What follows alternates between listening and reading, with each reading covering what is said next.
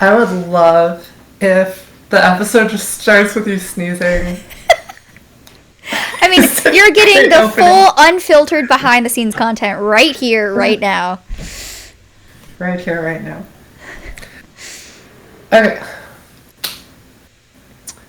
Hello everyone, welcome to our behind the scenes video. This is the Dark Depths podcast. I am Set, aka Sophie, aka Soph. Please introduce yourself, Shelby. Oh, my name is Shelby. I am part of Stellar Phoenix LLC, so you'll most likely find my name under Shelby Ann. Yeah, so I've been doing most of the writing and kind of like planning. Shelby's been the voice of Polly and has also been doing some of like the social media marketing and then also the amazing Patreon rewards. So if you want any of those, I think the coolest thing that you get in there is a character card. Yeah, check out that envelope. It's so sick. Yeah, front and back. Featuring all original artwork by Sophie herself. Yeah. Character card. That character card is so cool. Oh my god, I'm so excited to get that.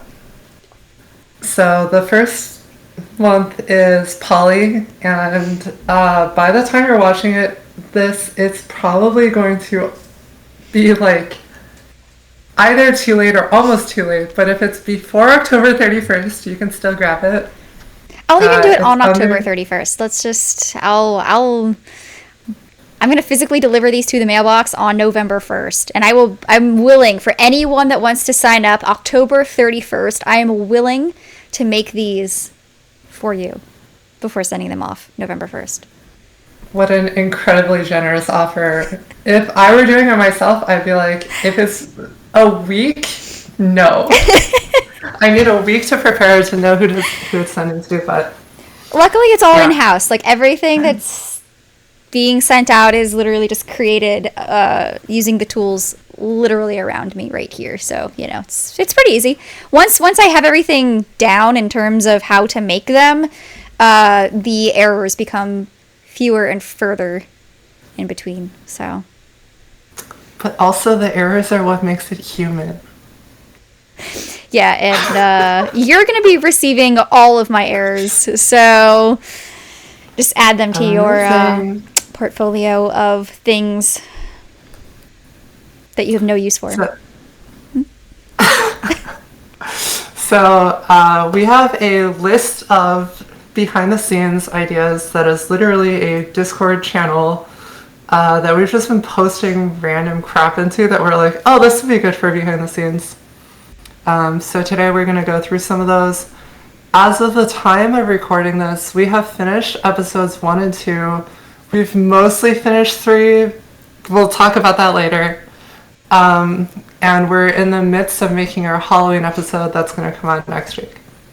So just that context out of the way. So the first question, I don't know. The first thing that we have on here. Yeah, the first topic is how we met.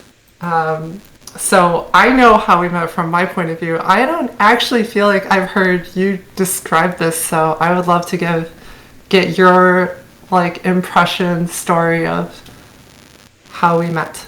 Yeah, so just to like preface my whole like existence in this project at all is I actually started looking into audiobook narrating. So I actually met Sophie from putting in an audition for her novel Osea to narrate it through a website called ACX.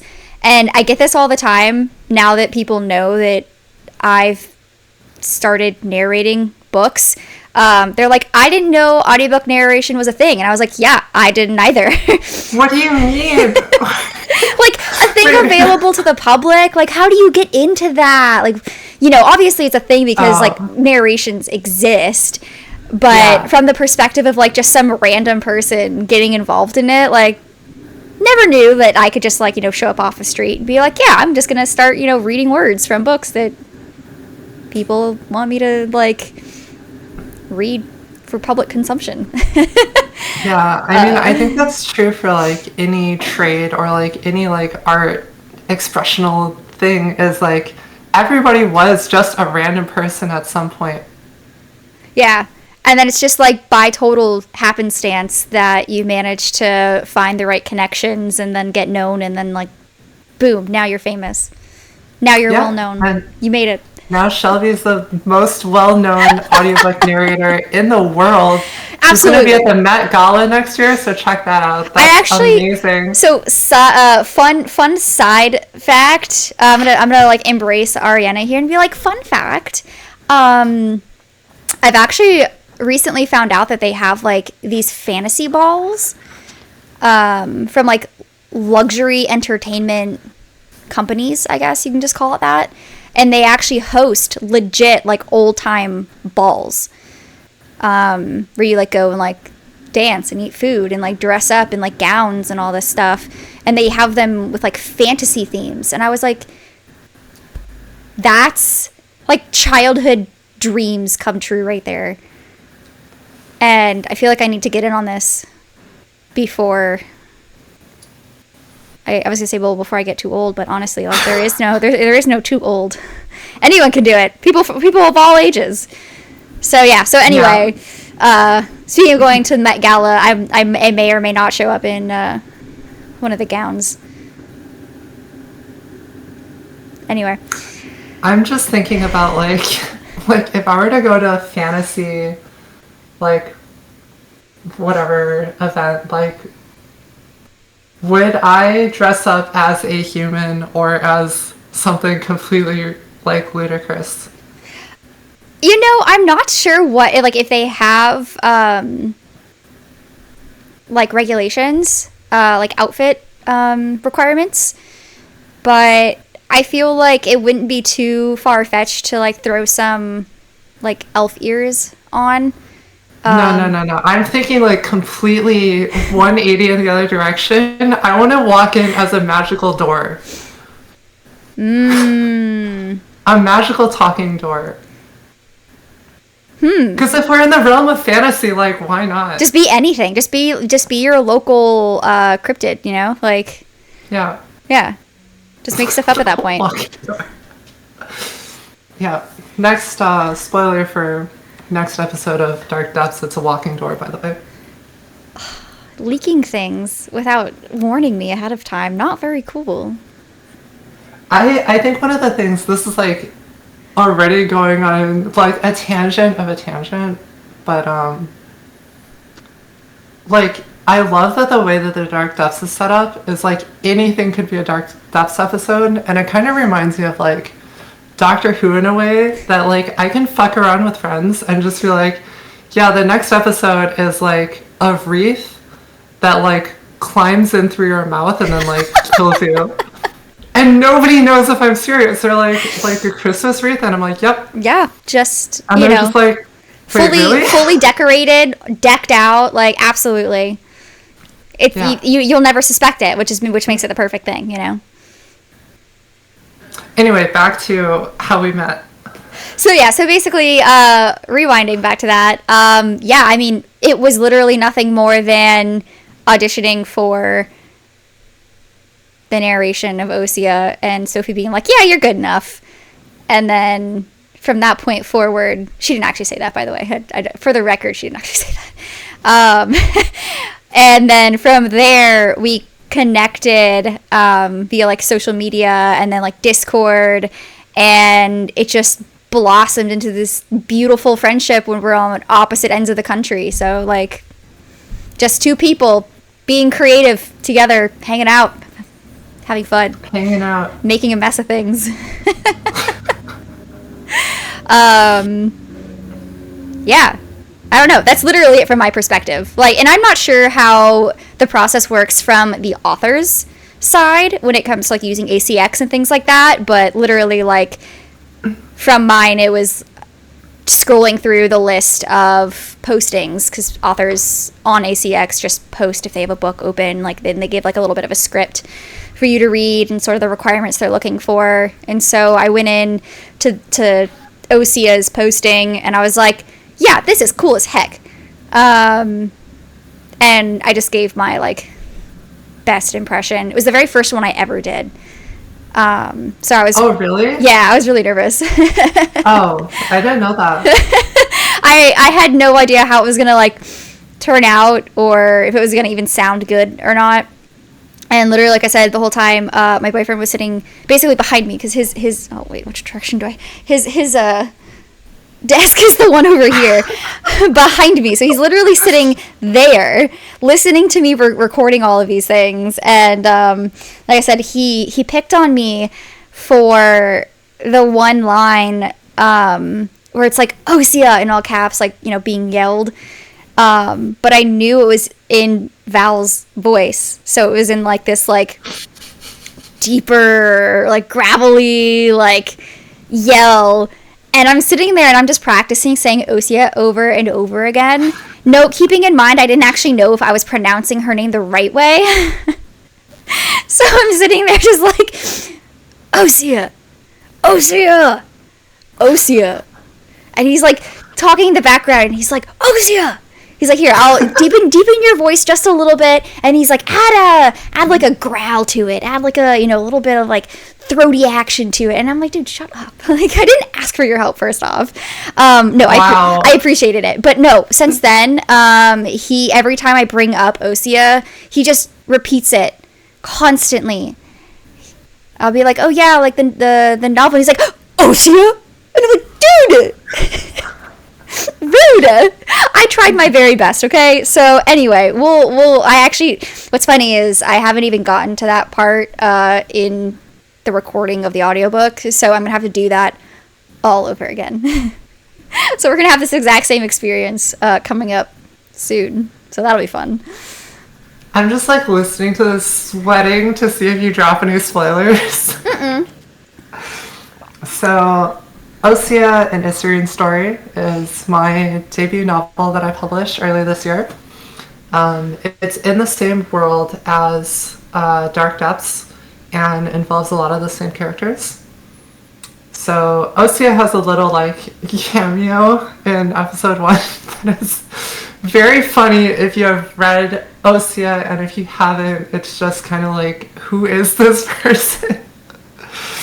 But yeah, from my point of view, I had like finished writing the novel, it was published, and then I was like looking into audiobook, because I know like a lot of my friends have the attention span of like a Gen Z TikToker, and so I'm like, okay, like y'all like run a lot and like bike a lot.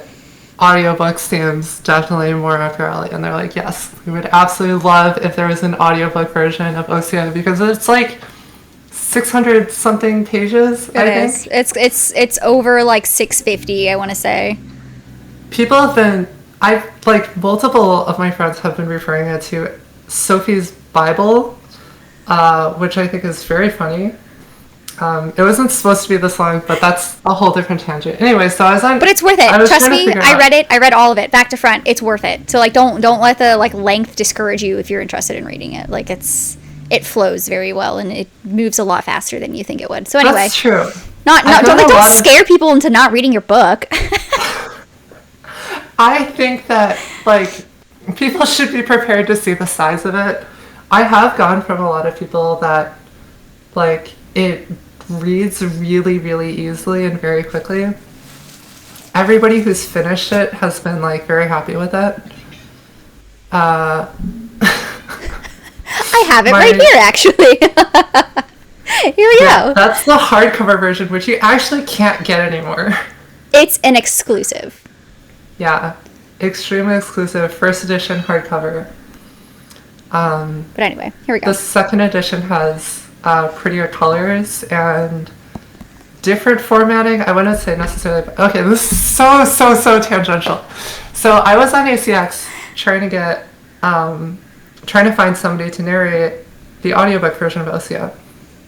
And so from an author point of view, you just like post like an excerpt of what you want people to read, and then like maybe like a description, like a picture, the title, and then it just like opens for auditions. And you can kind of also pick like how the payment structure works, but that's like negotiated later anyway, so I don't really get the point of it. I guess it's just like transparency.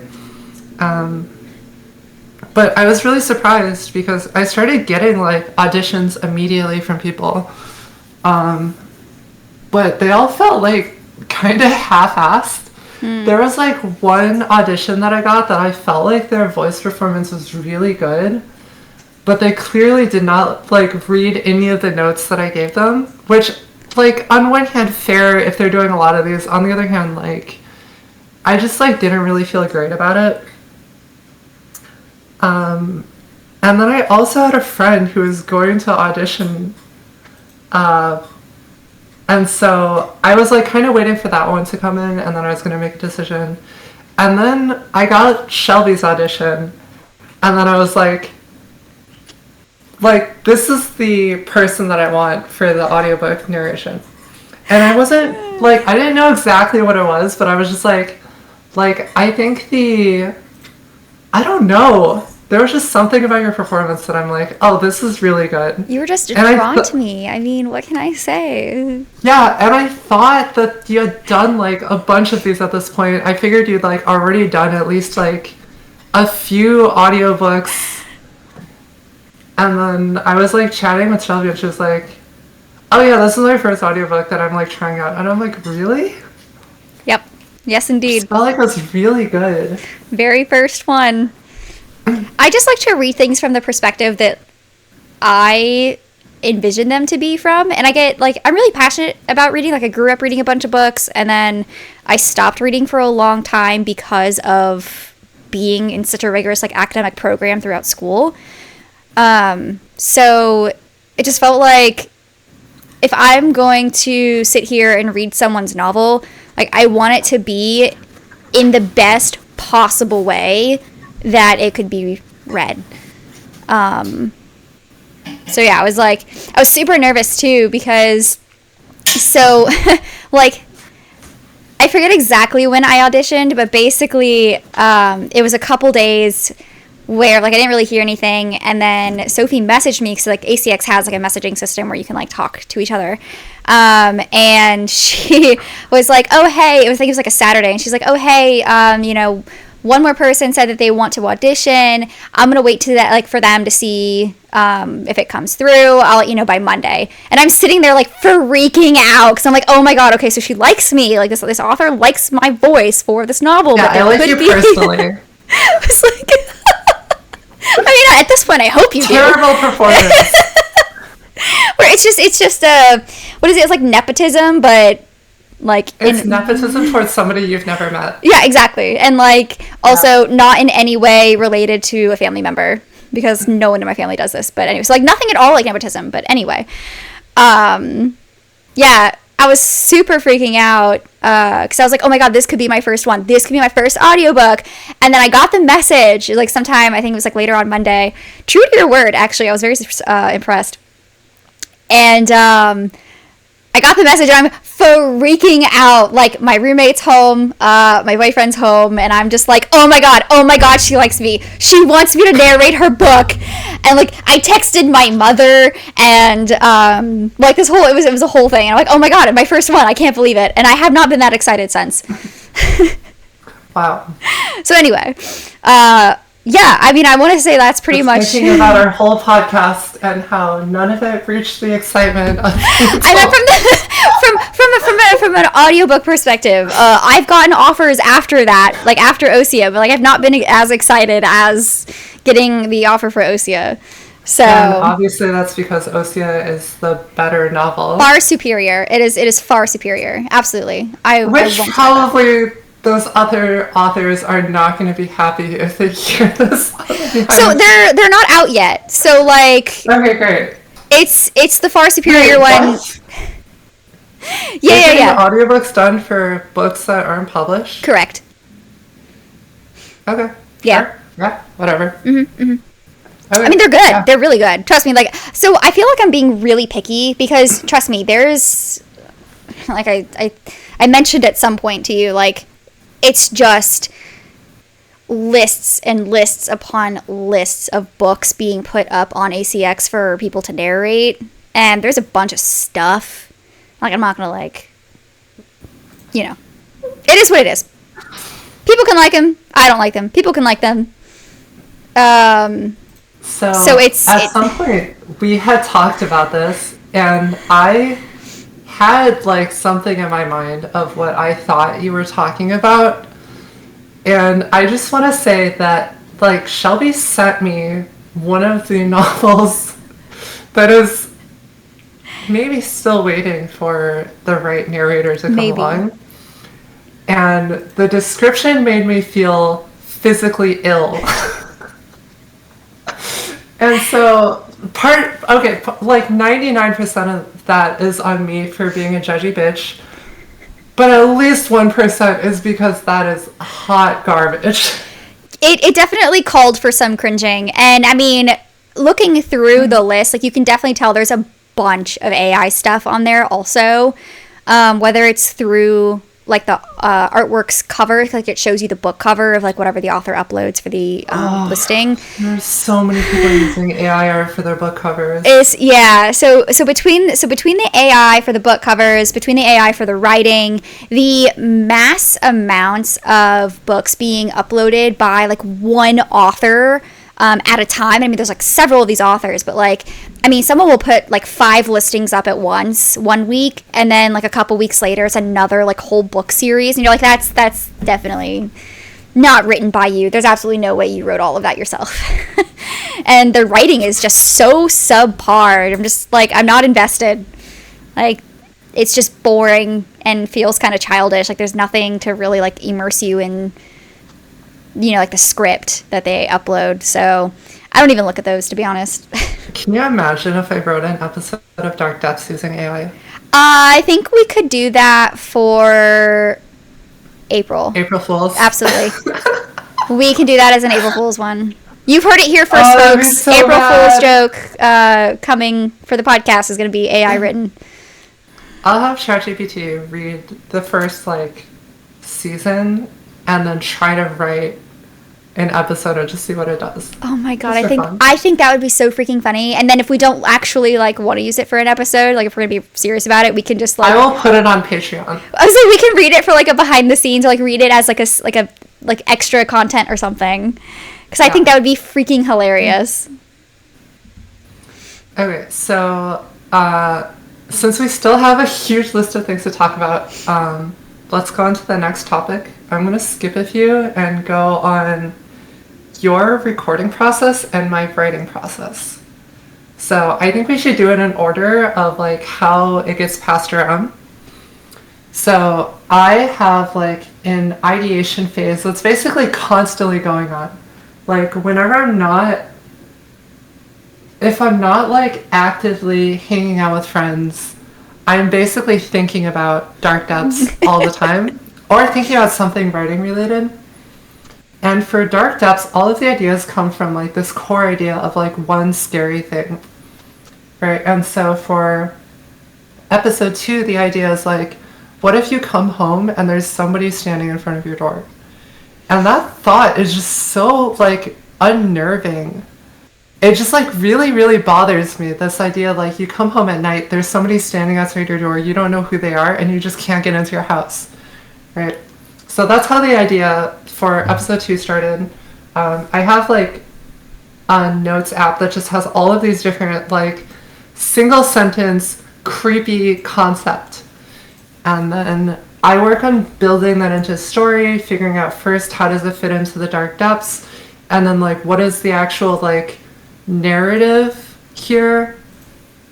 A lot of it is me talking to my partner, who has also done a lot of like fictional writing, and like bouncing ideas back and forth and seeing like what really sticks and what the best way to tell the story is. Then I start writing it. I do like an initial draft of it, and then I usually pass it over to Shelby. And then if you want to talk about what you do in that like limited editing pass. Yeah, so once I get the like more so like, because it's in a Google Doc, so it's like once I get the message from Sophie saying, hey, like, you know, first part is done, I always read through the entire thing before I sit down to record, just so I can have an idea of what it's going to be about. Also, just to do my own like second opinion editing pass, things like that. So I'll just go through and I'll just change some like repetitive words or fix some grammatical things or whatever. And then once I'm happy with where it's at, and I've read it and I have an idea, if I have any questions or anything like that, that's when I'll ask them ahead of time. And then Sophie does her final editing, so changing some things if there's anything that needs to be changed, adding, clarifying issues, things like that. Then... So, one thing that I'm really curious about is, like, in episode 3, I sent it over to you, and then you made, like, a comment at the, like, end of the episode, and then I figured you were done reading, and so I was like, oh, what'd you think? And you're like, I'm, like, halfway through, and I was like, wait, what?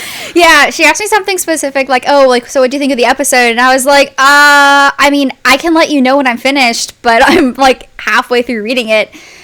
And she's like, oh, well, didn't you just leave a comment, like, at the end of it? And I was like, oh, yeah, so I did. I skim it first, by the way.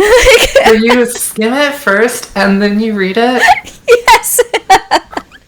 And then, so, like, I'll skim the whole thing just so I know what I'm getting myself into. It's, like... It's, okay, so, like, I guess it's kind of like someone who reads a book... like the end of the book first. I don't do that, actually. Like, I don't actually do that. I do. No way! Why do you want to know what the end of the book is going to be? Confession. Because I want to know if it's good. And so my way of judging books, I've always hated this don't judge a book by its cover, because I love judging books by their covers. Oh, if they're pretty, I look it's on at my the shelf. cover, and I look at the last page.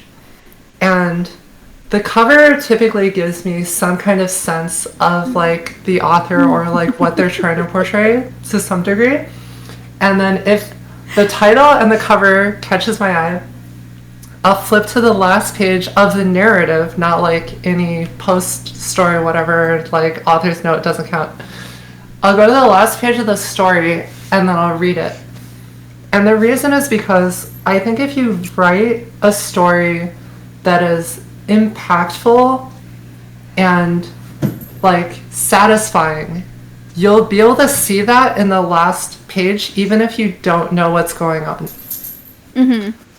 And so if I read the last page and it's clear that things are like not tied up, that like the ending is kind of like rambling or whatever, then I'm not going to read it.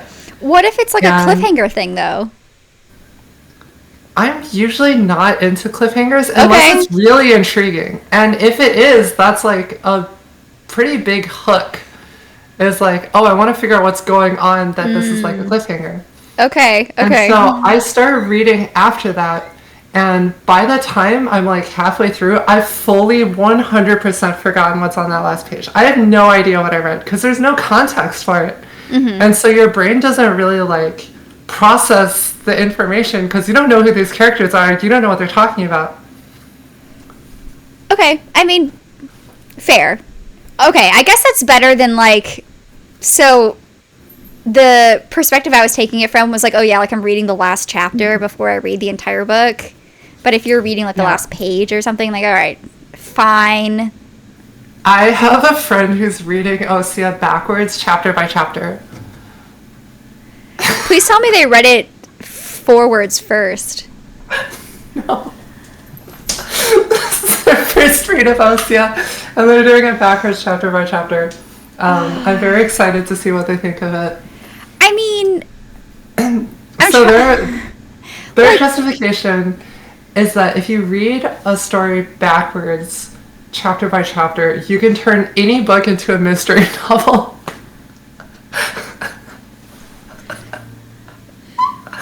Anyway, let's not dwell on this. And I guess it works. You know, that could work. That could work. I mean, if anyone like wants to read Osea backwards first and like tell us about it. Tell us about it, because no, I have somebody who's going to tell me about it. Please don't read Osea backwards. Unless you absolutely need to, please do not read Osea backwards. Who needs to? Who absolutely needs to read a book backwards? Okay. Anyway. So Shelby does her read through. Apparently skims it and then reads it. Who would have thought? And then I do a finishing pass on it that's very, very involved. It usually takes like many hours. And in this process, I read every sentence out loud at least 2 or 3 times. I will literally go through the script and just read it out loud, sentence by sentence, sometimes repeating sentences multiple times, just to check the flow of the story. And sometimes I'll also make like pretty drastic changes to like storytelling and pacing if I feel like it'll suit the story better. I do a lot with like adding in more details, like putting more atmosphere in different areas. And so in episode 3, which hasn't come out yet, I do a lot of explanation of Esh, which is this village that's in the Feral Woods. The original cast didn't have much details about Esh, but the final one really goes into like, this is what it looks like, this is what it's like to live there. So that's all stuff that goes in that finishing edit. And then I send it over to Shelby again for recording. Yeah, so once I actually do the recording process, so I use Audacity to record. It's a free platform that works pretty well for like all vocal performance things that you need, so if anyone is curious. And I kind of just go for it, to be honest. Like I set my screen up. I have a 43-inch monitor that I'm like currently like looking at right now, actually. So on one side I have the Google Docs with the script up, and then the other side I have the Audacity recording platform. So that way they're both just easily accessible in front of me, and I just hit record in Audacity and then I just start going for it. I think ahead of time, like, so when I'm doing my read through, I'm already, like, before I start recording, I'm already trying to think of voices for some of these characters if I have to, like, make a voice for them. Usually if it comes to, like, letters from a character specifically, I will try to do it in, like, a different voice than Polly's voice. I actually just used Polly's voice that I pulled from creating her and Osea from. Same thing with, like, Osea's appearance and like Ariana's cameos and things like that. I'm just pulling from like the book itself, and I read through it out loud, and if I mess up I hit pause, delete the section, and try again. Really there's not much more to it than that. I'm constantly doing that. So I'm like, oh yeah, no, it's really nothing, but I'm sitting here for probably twice as long as it actually takes to read something out loud, because I'm trying to not just read it coherently and in a, like, pleasing way that someone's not gonna, like, turn it off because they absolutely hate the way that I'm speaking, but also, like, trying to really act on the voice acting part of it. Like, it's all about the performance side, because like, I'm not just reading, like, something from a newspaper. Like, I really want to throw in the immersion aspect for people that are listening. Really bring out, you know, like, the emotions from the characters and things like that. Also, it's, like, Dark Depths, like, horror podcast themed. So, like, we gotta make it spooky.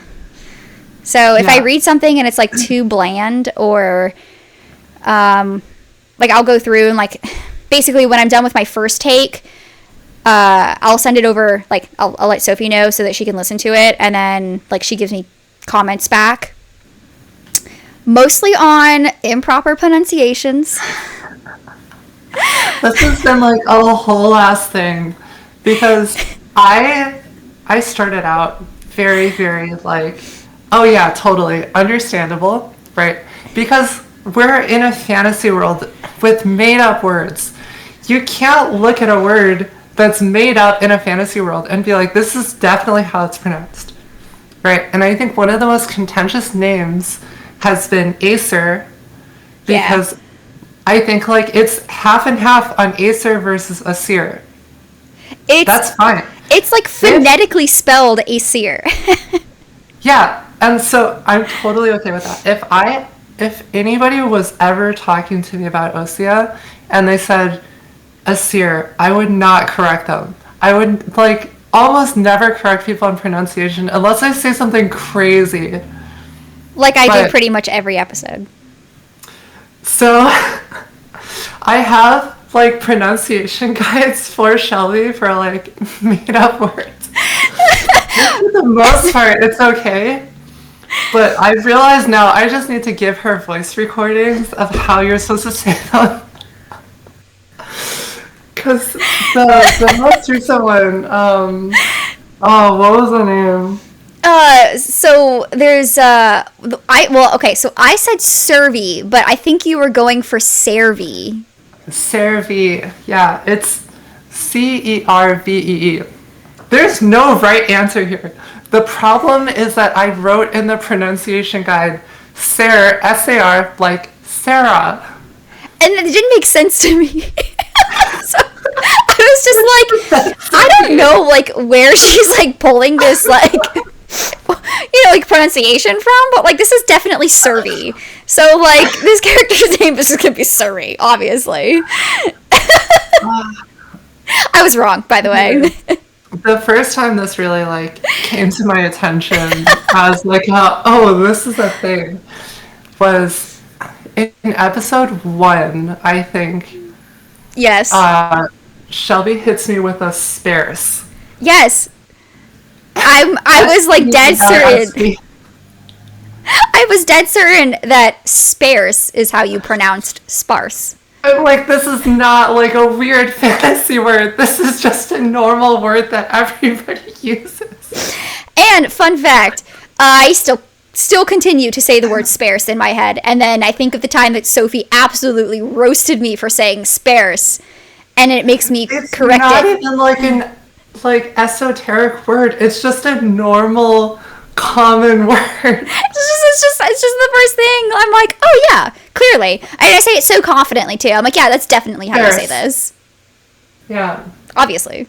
That's why, like, a lot of the times, like, I do the, like, audio equivalent of a double take that I'm, like, listening to something, and then I'm like, wait, what did she just say? And then I have to, like, rewind it 10 seconds, but I'm like, there's no way. I need to listen to that again. No way. Yeah, I mean, whatever. So then I get the notes back, and I'm like, yeah, all right, here we go, another word that I messed up. All right, cool. At this point, I'm just like, all right, go back, record over it. I mean, obviously, like, I don't record over it. I take it out and then, like, say it the proper way for editing purposes. But yeah, that's pretty much how things go. And now it has gotten to the point where Sophie is basically giving me pronunciations for every possible word that I could mess up. Eventually it's going to be, I send you an entire read-through of the episode. And we're just going to do it, like, audiobook style instead. Like, I'm going to be listening to you read it. Yeah. Instead of, like, me doing the recording. And then I'll just record on top of what you say, so it can be like, we'll just dual narrate. It's fine. Yeah. It'll evolve. One really nice thing, though, that came out of having you do multiple takes is for episode 2. Mm-hmm. Yeah. So without spoiling what actually happens, there are some really interesting audio effects that I was able to, like, pull off because we had multiple takes of Shelby saying the same line. And so that was really fun. Yeah, so actually, fun to mention that as well. My first take, after I read the script and, like, I record for the first time, that is usually never what actually ends up as the final episode recording. because I will quite often go through and just re-record entire chunks of the script. So remember episode 1 when there were like 2 sections that we wanted to like redo, and then you're like, so fun fact, I just re-recorded the entire episode. Yep. Yeah, there were a couple of parts because like she'll get feedback on like vibe, and like, oh, like, you know, this part needs to sound a little bit more like sincere, or like slow down, you know, your pacing of this part. And so I do talk fast. I've been told that actually before, and I don't know, it's just how I talk. So I think it's good. I think it really works for Polly. Well, because it's like, it's that whole like excited, like, you know, as she says, like positive Polly, you know, kind of situation. So it works for her. Like I really enjoyed like doing, you know, like Polly's rendition of her voice. But yeah, incorporating slower speech and like deeper pitches is very difficult for me. So there are often times where I'll just go and I'll just redo entire sections, and it actually turns out better like the second or third time. Than just leaving. And that's a lot of like, also why I do like multiple passes over it, is because like you can tell that it improves every time you go over it, because you become like better and better at this particular story, and you like know what you want to improve. You like get a feel for like which sections are like weaker, what you like want to do. But there is like a point to draw the line and be like, all right, this is good enough, let's move on. Yeah. Usually that ends up being like take 2. I don't think I've really ever had to do anything more than 3 times. I mean, even with like the audiobook, you know, like for the narration for like Osea and stuff, I think the most I've redone something is 3. Just to get that like really like hit home kind of mood. But at least for Dark Depths, it's like, yeah, just be scarier. So that's pretty much the only thing that I'm changing, is like just sound scarier. Sound scarier. So, but not in Polly's sections. Yeah, no. And so I do get a little, I don't want to say stuck, but I second guess a lot of Polly's reading when it's not like the intro and the outro, like the middle section when she's reading the spooky stuff, like recounting the stories. I feel like sometimes I tend to like leave her voice because I'm like, ooh, I need this to sound spooky, but like Polly's voice inherently is not spooky. So it's a really fine balance, but I think after it's all like edited and the audio is produced and everything, you can't really tell if it sounds off or not. I think that this is definitely like partially on me in terms of like writing to give better direction, because I like, there are a lot of things that immediately come to mind when you say that there's like, Polly is talking about something really serious where somebody has potentially died, right? And then in the next line she's like, okay, divers, deep breaths. And it's like a like drastic like shift in what is going on, and like what like the like emotion that's being portrayed as. And so it's tough for sure. And I think that the way that you do it right now, like, I think is really good, because it's not like a really abrupt like transition from like fun Polly to like serious Polly. Mm-hmm. I think you like ease into it as somebody would while talking, and then you get that like kind of like sometimes jarring, like being pulled out of it, which is like kind of the effect that I want there. So I think you've been doing like perfect job on everything Polly. Perfect Polly. Perfect Polly. Perfect Polly. It's just so funny because it's like when I was going through Osea and I was giving Sophie feedback on like my personal review and stuff, I was like talking about like some of the characters, And I was like, oh my God, like, you know, Polly, this character that you made is like super relatable. And I share a lot of the same sort of like, I don't know, like emotional turmoil, I guess we'll call it. I want to hit pause on this because I want to come back to this topic later. Okay. So let's close out the process stuff. So after Shelby's done recording, she sent it to me. Originally, Shelby was supposed to do the audio editing. And I tried. Okay, for the record, I did try. I was very, like, I think, like, a little overbearing. Well, first of all, I was on vacation, and I was, like, kind of like, oh, I really don't want to work on this right now. But I also had, like, a specific idea for what I wanted, and I was trying to communicate it to Shelby, and she was like, what do you... And so I was like, okay, I'll try to do this. And so I did the editing it was like the trailer. And then I sent it to you, and your response was just like, I think you did a much better job than I would have. Maybe you should just do it from now on. And I was like, fuck. Yep, it definitely was a lot better. Yeah, and I think, like, a lot of it is because I wrote it, and so I have, like, very specific, like, direction that I, like, think of. There's, like, I'm, like, in my head, I'm like, oh, we should have, like this kind of, like, sound, this kind of ambiance, this kind of, like, effect might be nice. But... Yeah, my version of trying to produce audio was literally just going to be looping the, like, background soundtrack throughout the entire thing and then throwing sound effects on top of that when the script called for it. And needless to say, Sophie did not approach it from that direction, and it worked a lot better. Yeah, go listen to episode 2 if you haven't already.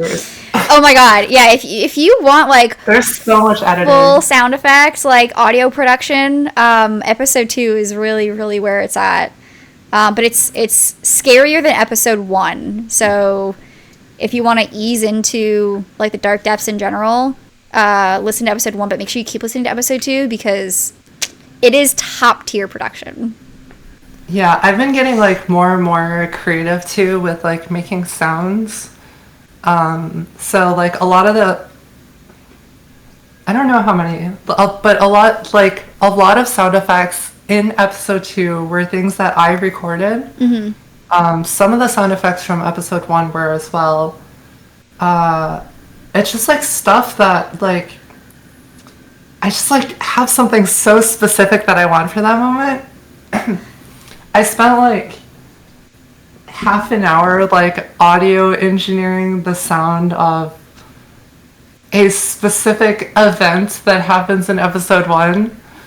And I think I, like, really captured it well, but I was just like, dude, like, I don't know how to look this thing up.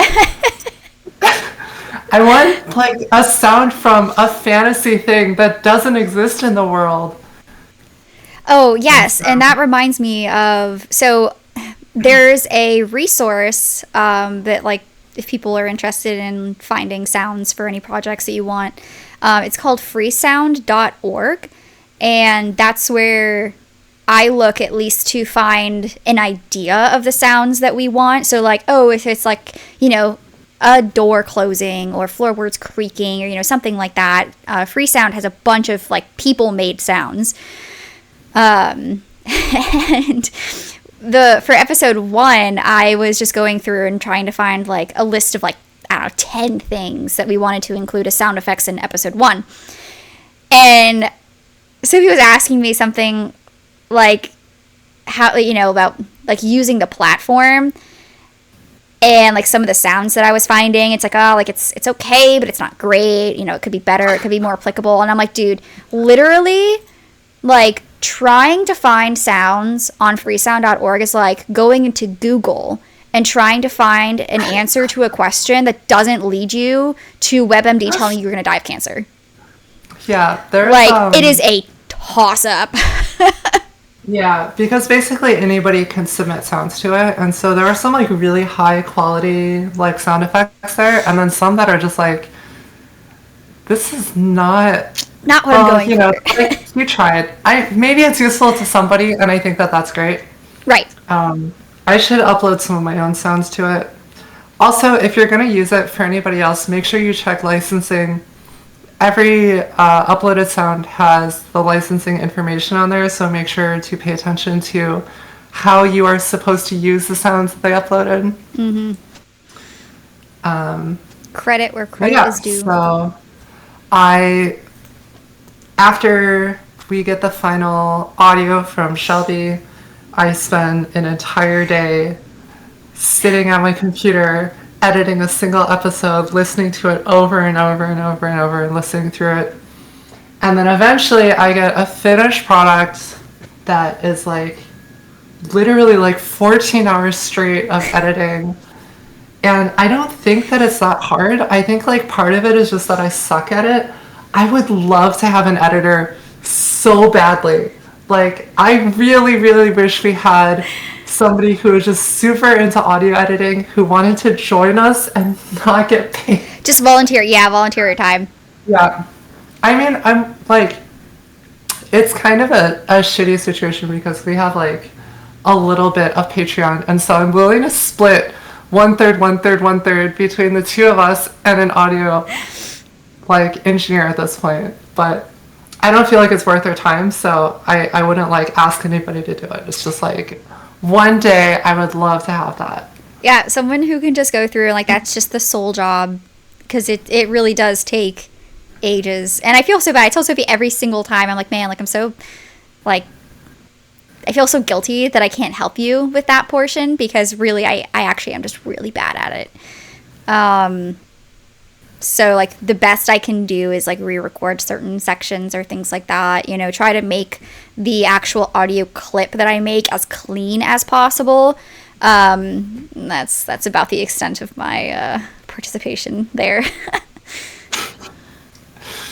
Okay, so that's basically our entire process. And then we have this finished thing. YouTube is usually just has, like, an audio equalizer. And the first time that I did that was absolute hell, but I don't want to talk about it on this behind the scenes. Maybe next time, maybe sometime in the future, we'll see. The next topic that I want to talk about is kind of like the origin of this podcast. And so the idea kind of spun from, like, in Osea, Polly has this thing called the Dark Depths. And the idea actually originated outside of Osea, but whatever. It shows up first in Osea in terms of, like, canon, right? And I have a novel that is, like, halfway done called Dark Depths Ephemera that follows Acer, and it's, like, related to Polly's Dark Depths. But I really, really love this idea of having a podcast for the Dark Depths, because Polly's writing style sounds like exactly like a YouTuber / podcaster, and it's so funny to me. Mm-hmm. And I think for a lot of people, they're like, okay, well, you wrote it. Like, what is there for you to think is funny? And a lot of, like, my writing style is I, like, kind of have this character in my head, and then for, like, dialogue, I just let them do whatever, and then I write down whatever they say or do. And that's, I would say, like, 60% of my writing is just, like, watching my characters do things and then writing down what they do. It's not me, like, actively having my characters do things and, like directing my characters to, like, talk or behave a certain way. And this results in Polly having a voice in her writing that feels fully inappropriate for Isarine, right? But she's just like, yeah, this is how I write. What are you going to do about it? And I'm like, well...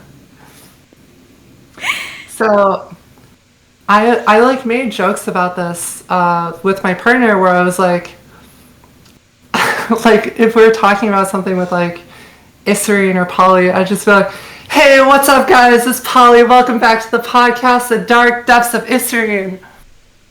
And it was just, like, this really stupid idea that I thought would be so fun as, like, a horror podcast. And it's been on my mind for a long time. And as I've been working with Shelby on the audiobook, she starts talking about how she feels about Polly. Yeah. That's when I start mentioning, like, oh yeah, like super relatable. Like, yeah, I mean, Polly and I have pretty similar, like, personality traits and, like, experiences and stuff like that. So I was like, no, like, super cool character. And then Sophie, like, breaks out this whole, like, oh yeah, she was just, like, a fun character. Like, just, she was, like, a joke character. And I'm like, excuse me? A joke throwaway character. in the first draft of Osea, Polly does not even exist. She straight up does not exist.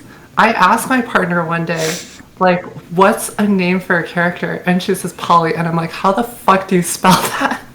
Because I'm thinking like P-O-L-Y, and she's like P-A-H-L-I, and I'm like, okay, fine, whatever. And then I'm like, what attributes does this character have? And she's like, she plays a banjo. And I'm like, okay, fine.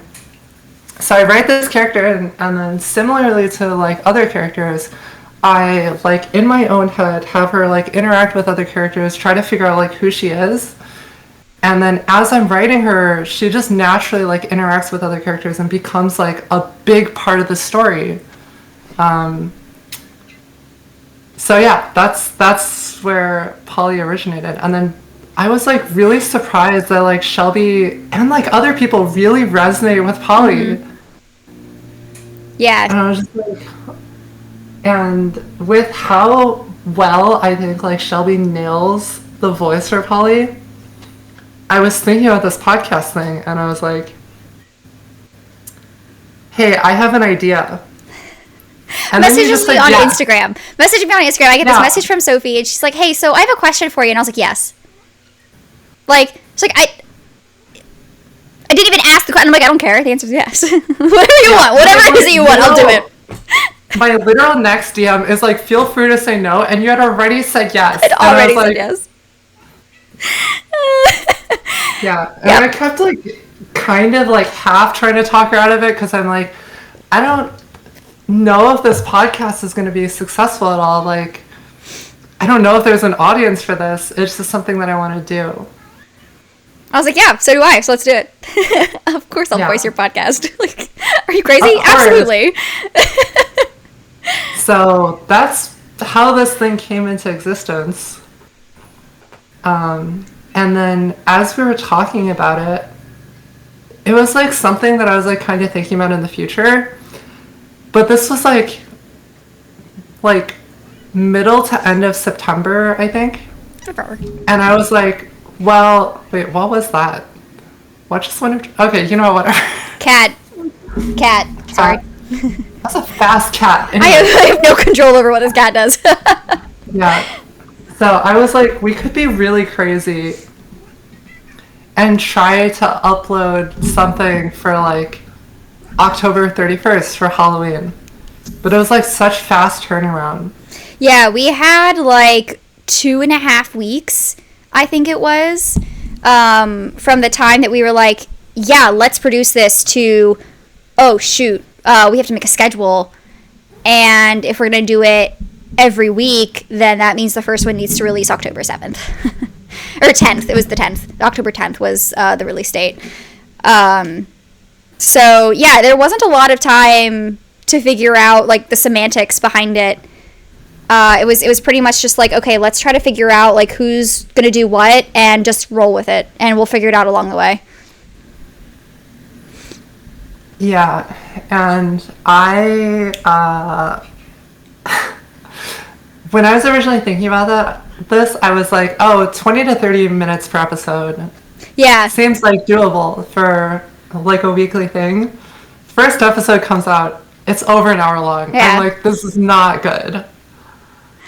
Yeah, I did the first recording take based off of the script, and at one point I was just like, oh, yeah, we're kind of already at 45 minutes, and I'm not even finished recording yet. So we knew it was going to end up being a long one. Yeah, but now they're all long ones. Yeah, the next one after that was like just under an hour. The first recording take for episode 3 is over an hour again. So Yeah, our episodes ended up being decently long, but I feel like that's more appropriate for being able to get the full story out without, leaving any holes or anything like that in the plot. Yeah.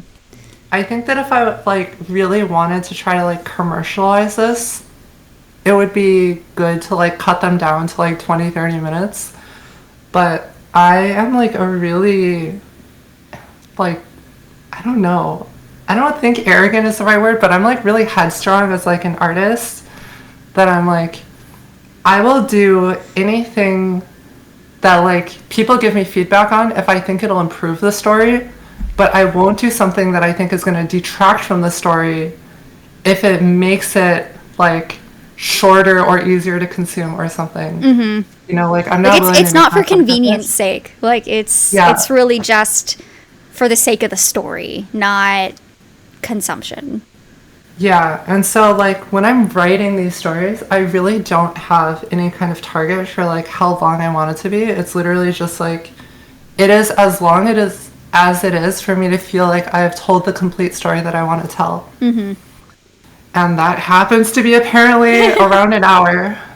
And I wish it were shorter, but I'm also really happy with how these have turned out so far. So I'm not sure if it's like something that I even want to change in the future. I think like naturally there will be some shorter stories, and I look forward to that time when it comes. It'll be a lot easier for the production process. Yeah. But yep, that's how we're working right now. And for like the first 2 or 3, I'm in like pretty much this entire last month, I've been working at least like 60 hours a week on this podcast, I think, which has been like really crazy.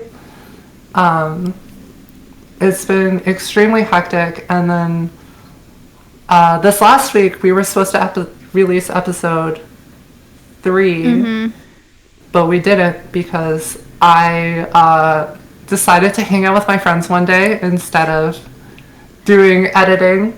Wow, trying to be an actual person. And then the next day, I think I told you about this, but I don't think we like talked in depth about it. But I went to the doctor and she's like, oh, by the way, have you gotten your like flu and COVID shots? And I was like, no. And she's like, well, do you want to do that? And then I was like, and I was thinking about it. I'm like, I would like to do this after October when I'm done with these 4 episodes of the podcast, but I don't want to drive all the way back here just to get like 2 vaccine shots. Yeah. And she's like, oh, by the way, I don't have a tetanus shot on file. Do you know if you've gotten one in the last decade? And I'm like, I don't know. Maybe. And she's like, well, it wouldn't hurt for you to get another one, and then we'd have it like on file. I'm like, yeah, fine. Shoot me up. Just give them to me. Do them all. I got a flu vaccine, or COVID, and then tetanus. And I was like destroyed afterwards. I was so tired. I felt so sick. And I just like slept through that day. Yeah. And like, it was so painful too. I don't know if you like remember having a tetanus shot. It really hurts. I feel like that is one of the more painful. That and I hear rabies vaccine is also like really painful. Like those are the 2, like, top of the don't get them unless you have to list. Yeah, like my doctor warned me about. She's like, it's going to hurt. It's going to hurt a lot. And so we're going to put the tetanus shot in one arm and then the other 2 in the other arm. Yeah. And on one hand, I think that was probably better that I didn't have one, like, really painfully sore, like, unbelievably painful arm. On the other hand, when I went to sleep, I couldn't sleep on either side because both my arms hurt so much. And so I was just like laying in bed, both arms aching, my cat's sitting on my chest purring, and I'm like, I'm so miserable. Oh, no. Anyway, so we didn't release episode 3. We'll do that in November. It's all written. Shelby's got to re-record it because of the just massive amounts of the massive amounts of mispronunciations. It's fine. It's fine. She mispronounced the name of both of the main characters in the episode. I'm like, it's fine, whatever. It shows up so many times. We'll just say that the way that you said it now is like the canon version, and then like as long as you're consistent moving on, it'll be fine. But then once we decided to like skip the episode, and there were like other things we needed to correct anyway, I'm like, might as well just fix it. My perfectionism probably wouldn't have allowed me to just go through and like, I don't know, re-record certain parts anyway, and that's really what ends up getting me in trouble with the recording process. Is I'm like, oh no, like I can do this part better. Like I can make this part sound, like more engaging. And so if I do it to one, then I'm like, oh, well, I mean, I should just do it to the rest too, obviously. So then I end up like intending to only re-record maybe 1 or 2 sections, and then I just re-record the entire thing. So I'm going to spill something that is going to make you paranoid from now on. Okay. And it is that I know that Shelby has this like deep inner perfectionist that she has to like sate. And so there have been multiple things that I have come across that I'm like, oh, we should fix this. And I'm like, if I tell Shelby this,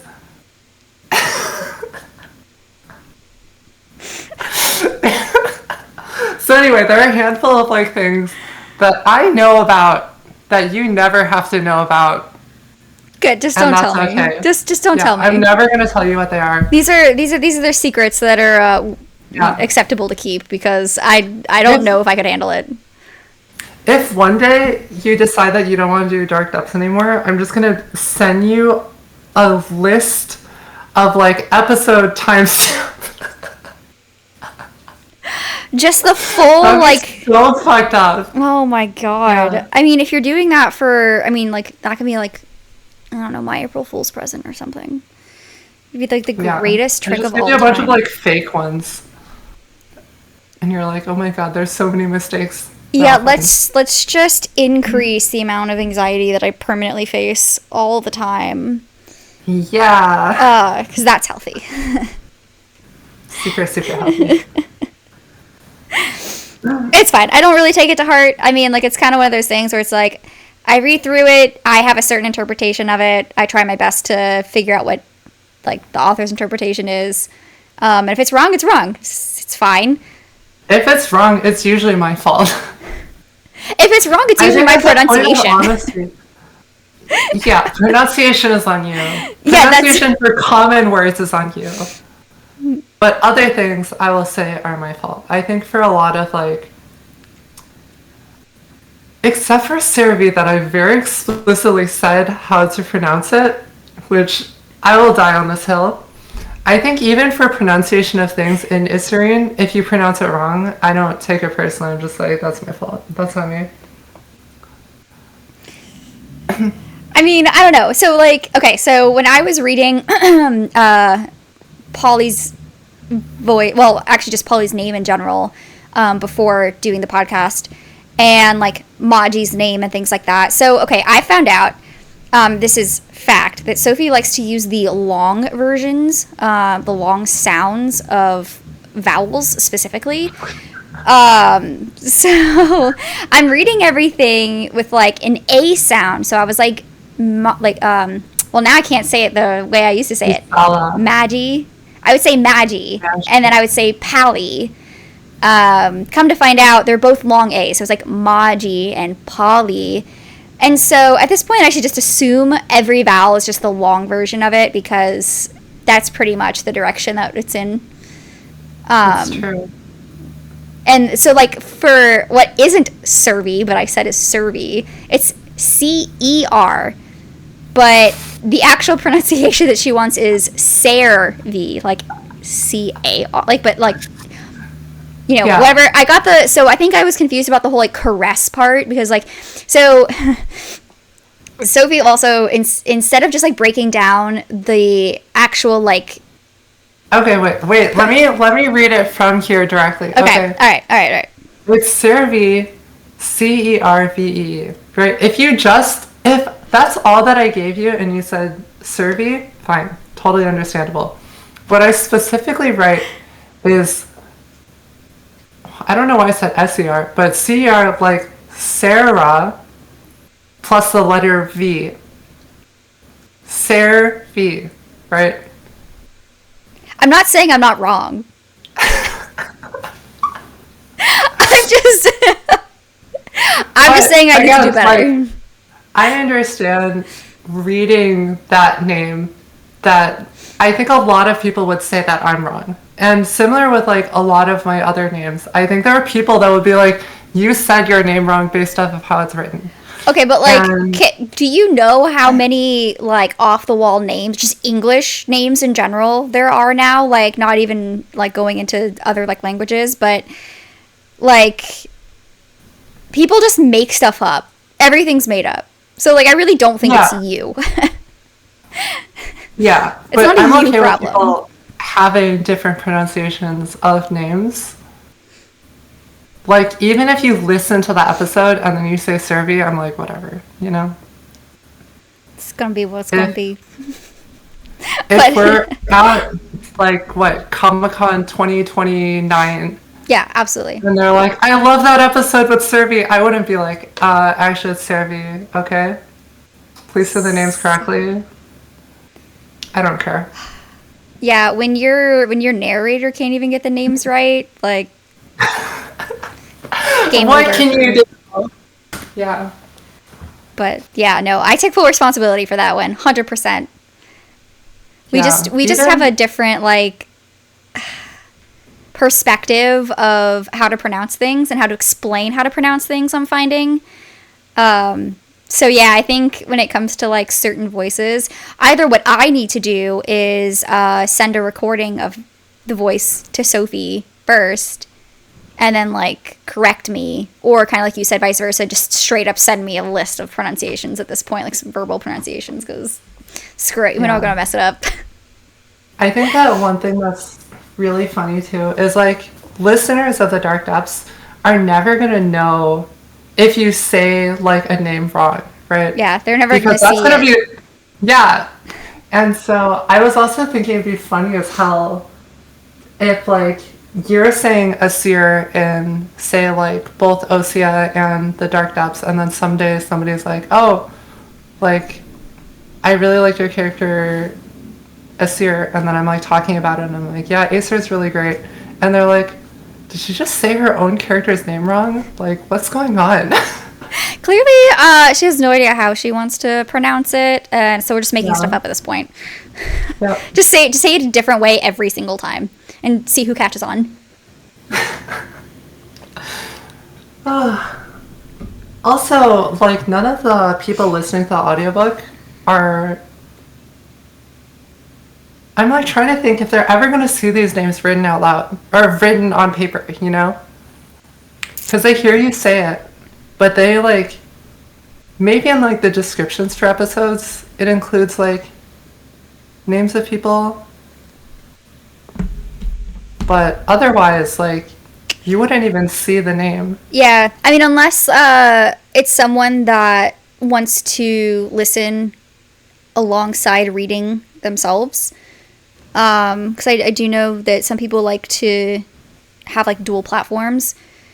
But like for our podcast, oh yeah, no, like we don't have anybody to transcribe it. We're not uploading transcriptions or anything like that. Yeah. No closed captionings. I would love to see what closed caption, like the automated closed captionings, comes up with. Not great for fantasy names, I'm guessing. Probably not. It struggles enough with some words blending together and just like making stuff up. So it probably would not go very well. Yeah, I do think that like it would be nice to have a written version or a transcription, but it's also really difficult because there are some things that like are different from the final script to the final edit. Yeah, And exactly. so it's hard to track all those things. And I have a tendency to like sometimes leave notes for myself in the script for recording purposes, and I don't take them out when I'm done. So it's like they're just sitting there in the Google Docs forever now. It's just part of the script. So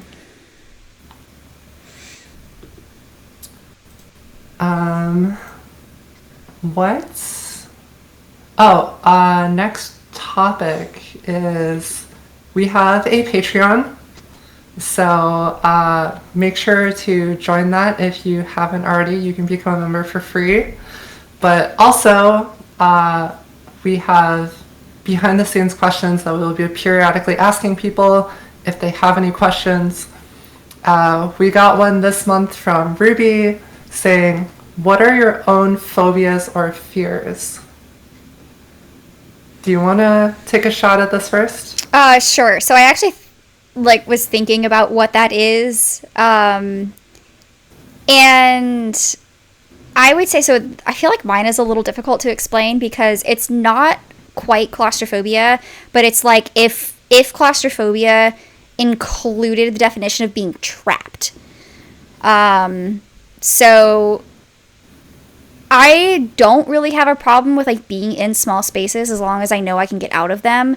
But it can be any size space. Like I could be locked up in a house, and if I can't get out, like if I know that all like sides are blocked, like that freaks me out. I don't want to be trapped. It could be anything, like a tunnel or like just a room of some kind, or I don't know where people go. I don't leave my house. I have an episode later that you are absolutely going to love based off of that. Perfect. That specific fear. Can't wait. Yeah. But yeah, that's my greatest fear. I just don't like the idea of being trapped. So, like, it's also like I love the water, and I'm not really afraid of like the ocean or like swimming or things like that. I'm just afraid of like the concept of drowning, because like if I go so far down that I can't get out, that to me equates to being trapped in the water. Oh yeah. So yeah, just any kind of like idea of being stuck in a place that you can't get out of terrifies the absolute heck out of me. So yeah, that's my greatest fear. It feels like episodes 1 and 2 were pretty well catered to then. I mean, okay, to be fair, episode 2, I wouldn't say that like trapped was necessarily what was going on. It was more of like a self trapping. If anyone wants to know what I'm talking about, you have to listen to the episode. I'm not going to say anymore. Yeah. But the first one, definitely, that was pretty creepy. I definitely got those vibes of like, God, that would suck to be in that situation, personally. Yeah. Like, I could handle being in episode 2. I don't think I could handle being in episode 1. I could not handle being in episode 2. That's crazy. That is crazy for you to say that you could handle it. It's just in like, I mean, if we're like ranking them, I don't know if I'd survive. I'm not saying I would live through it, but like I would be more okay being in episode 2 than episode 1. I do not think that I agree. I think, okay, I'll start with my answer. Yeah, what's your If you want to know what my phobias and fears are, listen to every single episode of The Dark Depths. All right, fair. I mean, that's fair. Not like Sophie every time she writes an episode saying, I hate horror, I hate horror, I hate horror. Yeah, literally, okay, this is this is like tangent number 400, right? I don't really like horror that much as a genre. I will be very open in admitting this. I don't think that it's that interesting, and I think it's very seldom scary. I think especially like horror movies tend to be jump scares, and that is not interesting or like does not appeal to me in any kind of way. There are some horror movies that I think do a really good job of building atmosphere, and those hit me a lot harder. Mm-hmm. That it's like there's something creepy going on. It's slow, it builds up, it like slowly takes over the story. And I think that those like when I watched Get Out, it reminded me of how many things about horror I actually love. But I don't like the genre in general. Mm-hmm. So I started like doing these dark depths things, like stories, and it was really difficult to reconcile the fact that I'm generally uninterested in horror and I'm now trying to write horror, right? Like, but there's all the time, forever. Yeah, but there's so much stuff that scares me. And I think there's so many scary things in the world. And having the realm of fantasy to draw on, I think really expands that out. And you can have these like crazy things that are horrifying beyond imagination. And it's just about the right storytelling Mm-hmm. to really make it scary. Mm-hmm. So,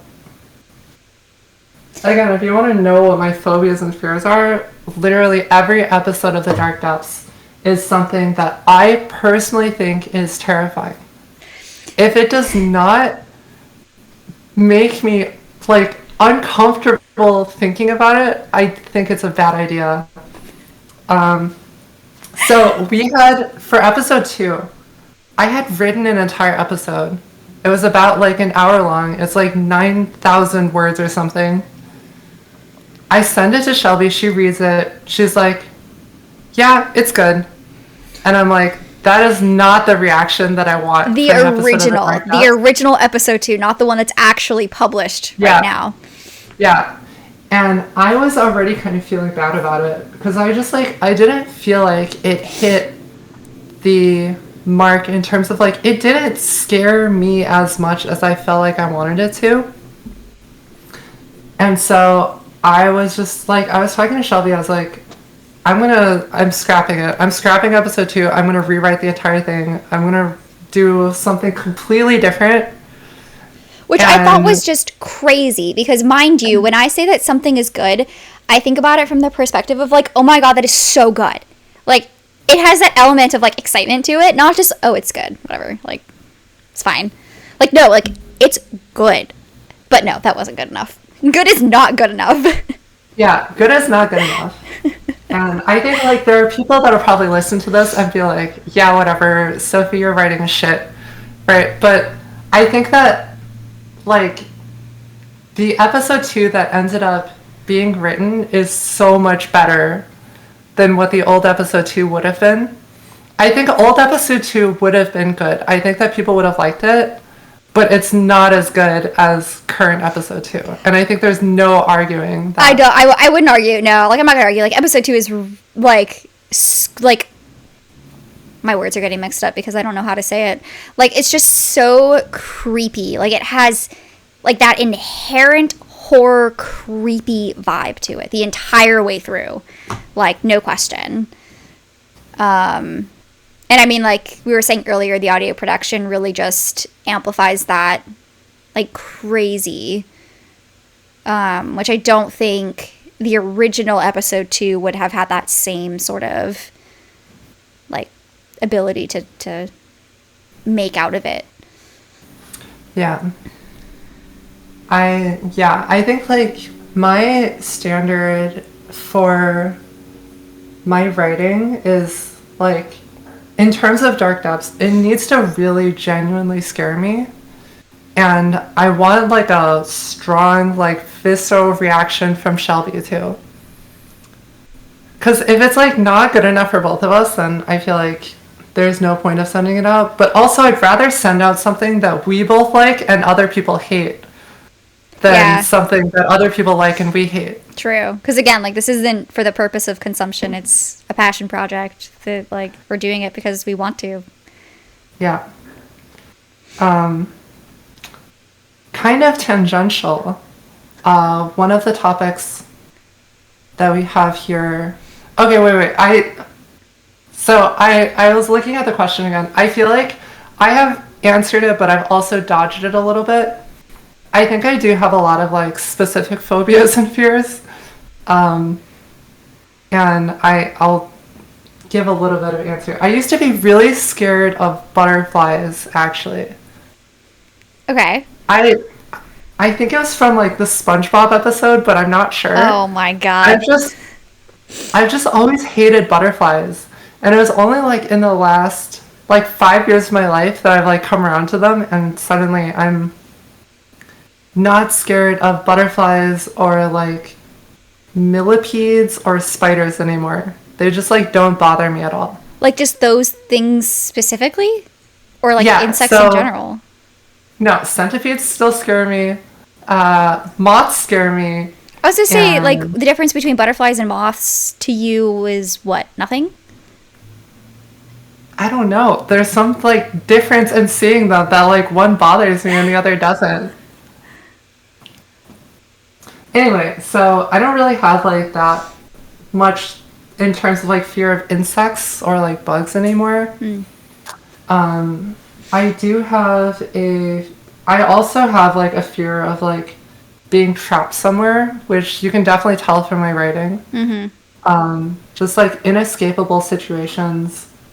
I have like a really strong fear of like losing my ability to like make decisions, or like losing clarity of thought, which you'll definitely see. I've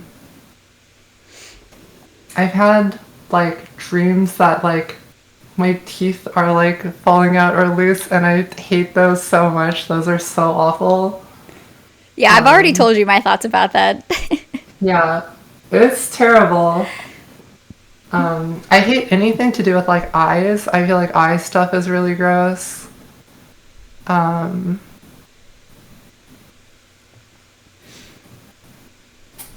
don't know. I think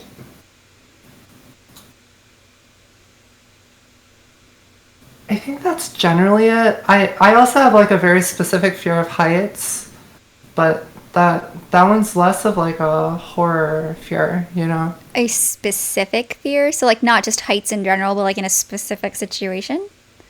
No, I mean like I have a fear. Well, it's gotten better.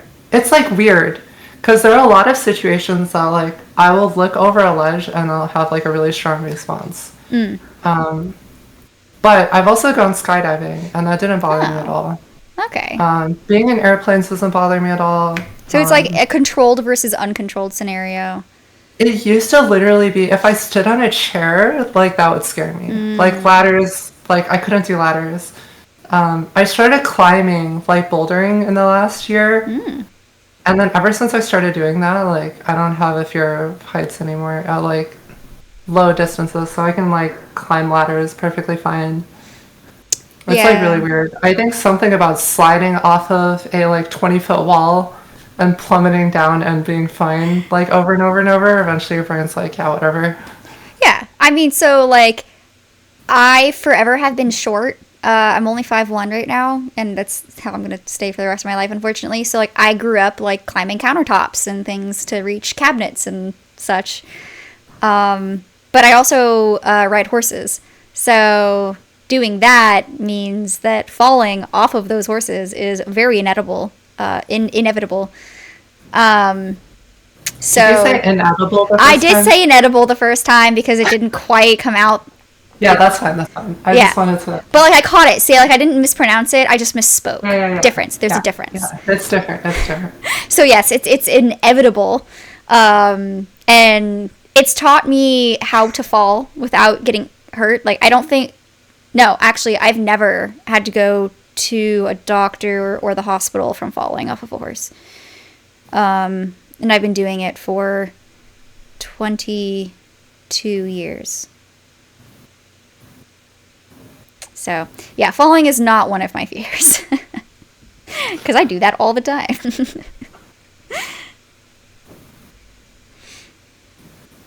Sorry for the silence. I'm still thinking about if there's anything else that I'm afraid of, but I think that's pretty much it. Yeah. Well, we'll see. we'll see on the next episode of the Dark Depths. The next topic that I wanted to go to is just 2 Instagram messages that made me very happy. One of them was from somebody who found us on Spotify. Did you see this? No. It was an Instagram DM. So to it's the still Dark there. Depths account? Oh. Yeah. They said, I found you on Spotify and did all the things like follow and save. Episode 1 is top of my list today. Congrats. And all thanks to IG For You page. So, all right.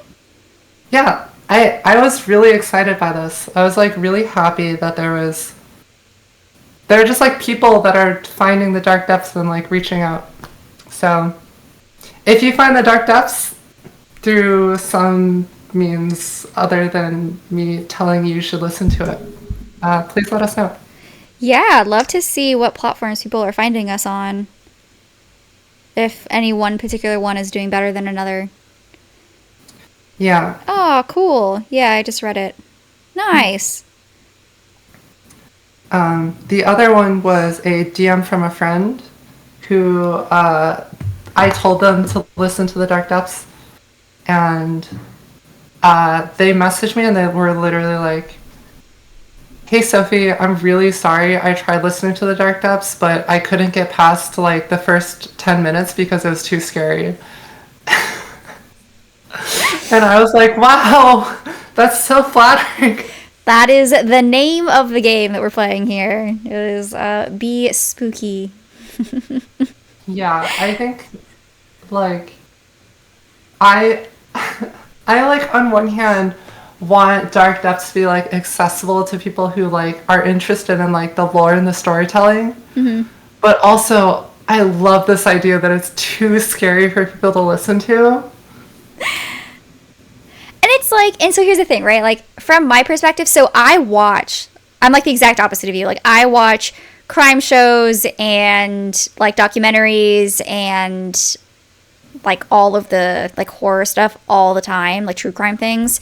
And so going through like the Dark Depths, like I don't necessarily find these scary to listen to necessarily. It's more so like taking them from a psychological standpoint. Like if you were to be in that position, that's where it's like, all right, nope, hands off. Like I don't want to be involved in that. But knowing that it's all fake, like it's all just fiction stuff, I'm like, hell yeah, like this is good. Like this is some really spooky stuff and I'm into it. So it's so funny to me that some people are like, oh my God, like I literally can't listen to it. Because it's not like we're doing hardcore like horror or anything. I wouldn't say that there's really, like there's nothing gory about any of the stuff that we're writing. I don't know. Episode 3 is a little... Well, so we do put content warnings at the beginning of the episodes. So if there's a particular episode that's like something's a little heavier than, you know, something else from a perspective like that might be unsettling for people, we do say what it is. But I mean, for me, it's like we're nowhere near as scary as like a horror movie. You know, it's really more of like I said, like that psychological standpoint. That's the creepy factor. Yeah, I think it's like, it's really interesting because there are like so many limitations on the medium. And I think it really forces me as a writer to be like really creative with how I deliver information. I also will definitely say like having you voice the Dark Depths has like really, really brought it to life beyond what I think it could ever possibly be in terms of like literature.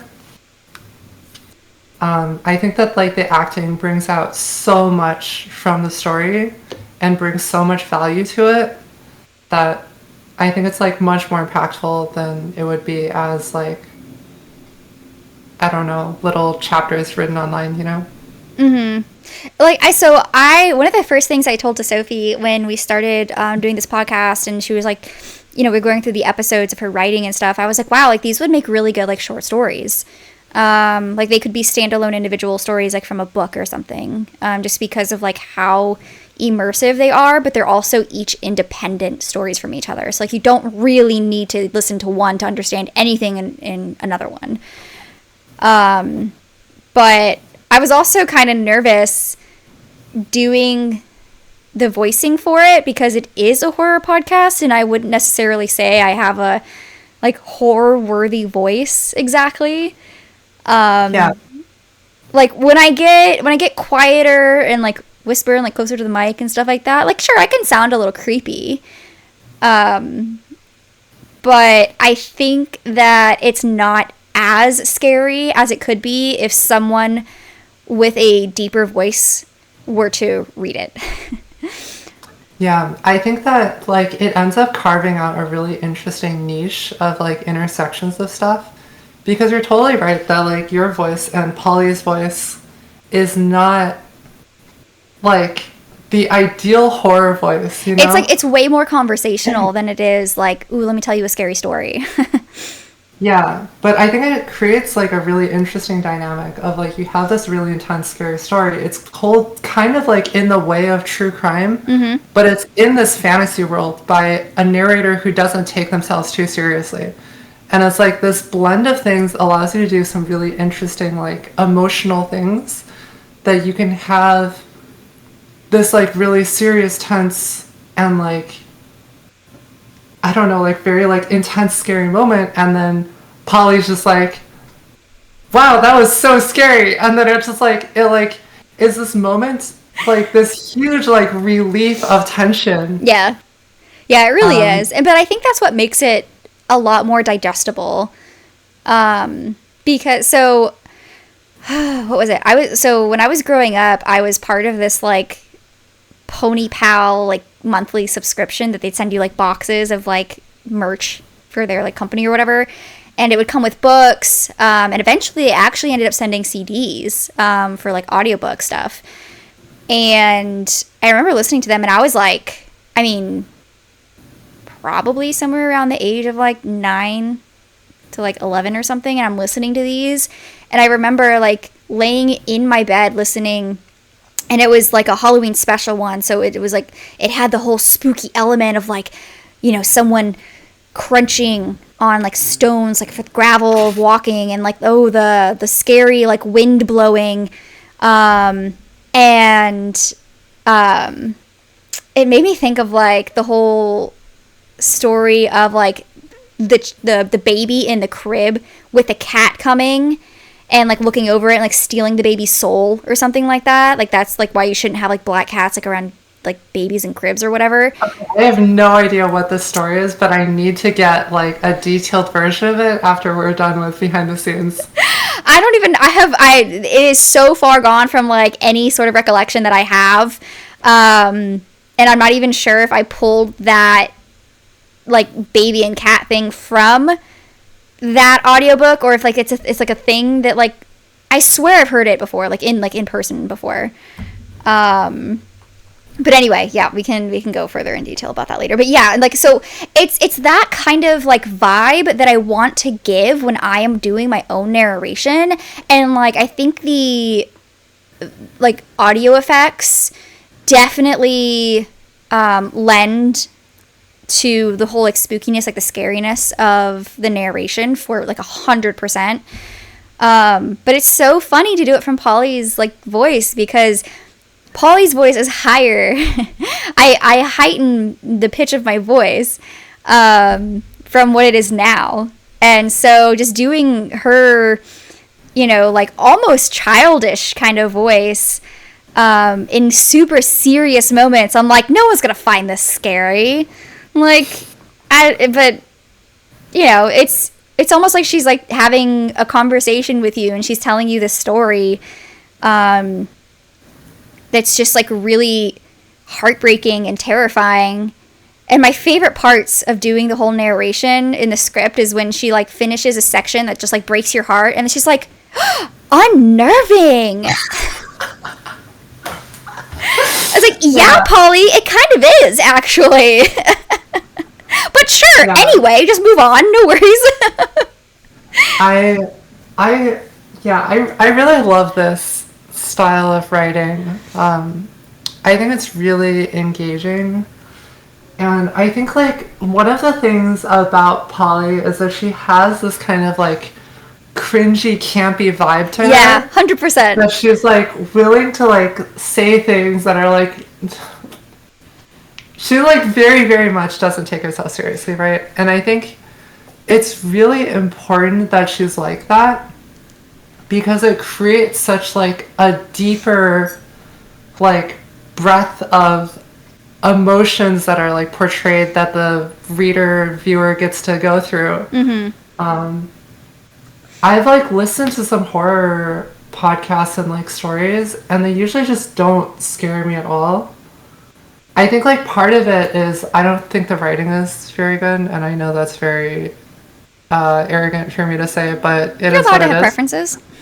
And then I think, like, another thing is when you have these, like, really serious, creepy, like, dark narrators, if they say something that's stupid, it just sounds so dumb, and I just can't take it seriously. Yeah, like, I see what you're saying. Like, sometimes the voice literally just doesn't fit, like, what's being said. And it's very, like, disconjointing to listen to. Disjointing? But it's also, like, I think, like, the overacted horror where they're like, and they turn around, and there's a clown face staring at them, and it's like, dude, what are you doing? Yeah. Like, it's not that deep. Chill. Like, it's fine. Yeah. I don't know. I have a lot of thoughts on it. I've also been listening to, like, true crime stuff as, like, research for how to deliver these stories, like, different things that people use for storytelling. And I think that a lot of these people are really good storytellers, but I'm just not interested in the, like, content of it. Mm-hmm.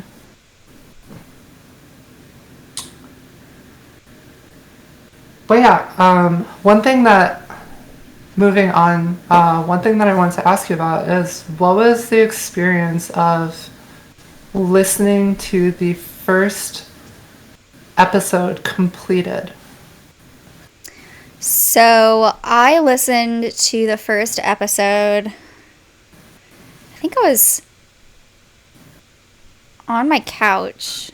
So, like, I was the only one home. I was on my couch. All the lights were off. And I had my headphones plugged in. So it was like I got, like, the full, like, immersive experience of all of the sound effects and everything. So just so, like, anyone watching knows how this works from my perspective is I actually don't know what the finished episode sounds like until it's, like, posted. I don't listen to it until after it gets uploaded to the platforms. So I'm listening to it the first time just like anyone else would. And that's just me, like, blindly trusting Sophie's, like, production skills. I didn't know that. I'm just learning this right now.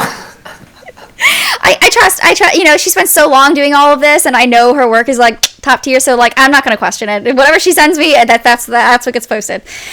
So surprised. But anyway, so I listened to it for the first time sitting on my couch, and so I didn't get to listen to, like, of course I hear, like, my side of it as I'm doing it, and then I'll listen to the full recording before I send it over to Sophie for the audio effects. So that's the last I hear of it. So, like, listening to it with the actual production being finished is just, like, so mind-blowing, because I obviously know what to expect in terms of how the narrative is going to go, and I obviously know, like, what voices I used for certain characters. So it's none of that that's really surprising to me when I'm listening to it. It's really just, like, the full completed, like, all together, you know, the narration just sounds, I mean, it's going to sound kind of like I have a big ego saying this, but, like, the narration sounds really good because I spent a lot of time doing it. And just that with the added sound effects, I'm just like, wow, like, that really helped to, like, intensify this, like, one moment. Or wow, that's exactly how I thought it would sound, in my head, as I'm listening to this. If I weren't speaking it out loud, like, this is exactly how I would have wanted it to sound. So it was just this, like, almost surreal experience, because I also just remember that was not the direction I was going to take if I had done the audio production. I was just going to loop background, and then, like, throw sound effects on top of it. But no. Like, I mean, this is full-blown, like, cut down, edited, like, perfected to a T. So I was just, like, shocked by how professional it sounded. Both just, like, from the narration perspective, too. Because I do try my best to, like, have clean audio and make sure that everything is audible. Like, legible, but listening. Just in case. But yeah, having everything put together like that, I was just like, damn, this is good. Yeah, I think that we should definitely both be very proud of the episodes that we put out so far. Oh, 100%. The first time that I listened to episode 1, I was on the bed with my eyes closed, lights off. I didn't have headphones in, which is like, it is what it is. I had done the entire editing process with headphones on. I know what every single second it sounds like. You knew what was coming, so. Yeah. But listening to the whole thing for the first time, I feel like it was really just a thing of like, wow, I can't believe we made this. Mm-hmm. We made this, like, basically in the duration of a week. Like, that's crazy. Yeah, so, like, by the way, also, we've been doing that every time we've submitted an episode. We're just doing it, like, week by week, which is... Yeah, it's done on Tuesday, which is the day that it comes out for early release for Patreon. Yeah, it basically gets finished that day. And then starting, like, Wednesday, Thursday, Friday-ish, like, in the next couple days after early access gets posted on Tuesdays, we start work on the next episode. And such is the cycle. Yeah. It is really crazy. I think, like, moving forward, I definitely want to switch to, like, either, like, 2 a month or even, like, once a month. I think after we finish episode 3 and it's fully out, we'll probably, like, talk about, like, how the last month has been for both of us, and then figure out how we want to schedule moving forward. Yeah, there's a couple different ideas that we could play around with doing that. I mean, I do know that we can't continue the way that we're going because, like, both of us are just being, like, plowed into the dirt here. Like, on top of doing daily life stuff. But yeah, there's different approaches we could take. Like, I would love the chance to be able to pre-produce some episodes, so that we don't have to work so hard all the time, like every single week. Like, we can pull one out and just be like, all right, perfect. Like, this one's ready to go. Upload it for that week. Yeah. But it's a lot harder when... So, like, we have everything uploaded as, like, season 1 right now, and so there's, like, a narrative thread running through it, and that makes it a little harder to do these kinds of things. Mm-hmm. I have been playing around with the idea of having, like, a, like, Dark Depths archive that are, like, shorter episodes that aren't narratively tied in, that are still, like, satisfying, like, independent episodes that give you, like, background on stuff. Mm-hmm.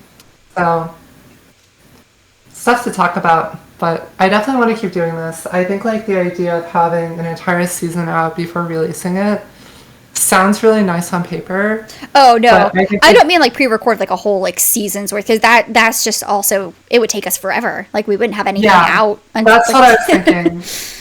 It'd be, like, many months between, like, each set, and so... Exactly. But no, just like little stuff that we could, like, kind of play around with. Maybe something that's not so involved. That if we just feel like we need a mental health week, it's like, all right, we have this one, on standby, ready to go. Things like that. Yeah. I think we can obviously still do that.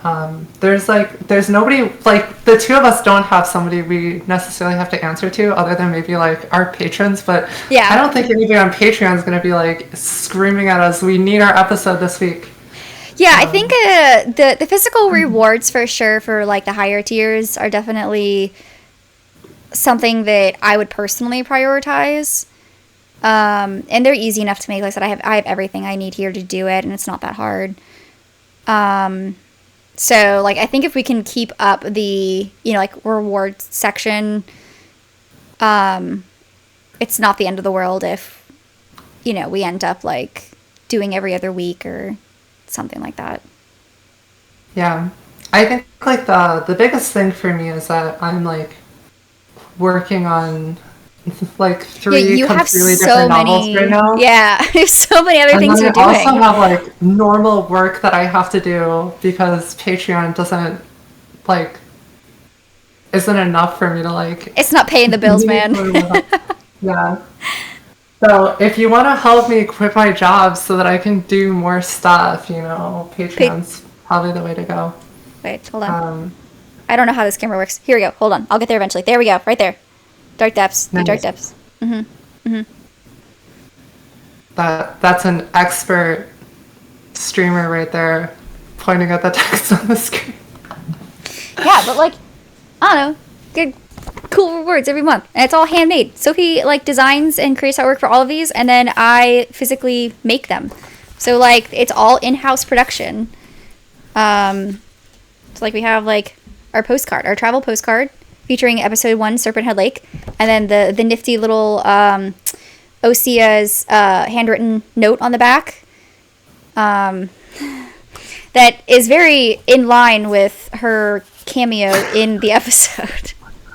Love it. Gotta love her. I love Osea. We love Osea. Then the matching bookmark artwork. It's a little hard to see with this lighting, but there's a little scuba diver guy right there on the bottom. It's not blank. And then like so like here's the other fun stuff. So like it's a sticker, but it's a holographic sticker. So like I put holographic laminate over top of it, and this is the faction logo for Alexaria. I see. I said Alexaria first, and now I keep saying it. It's Alexaria. I think that is fine.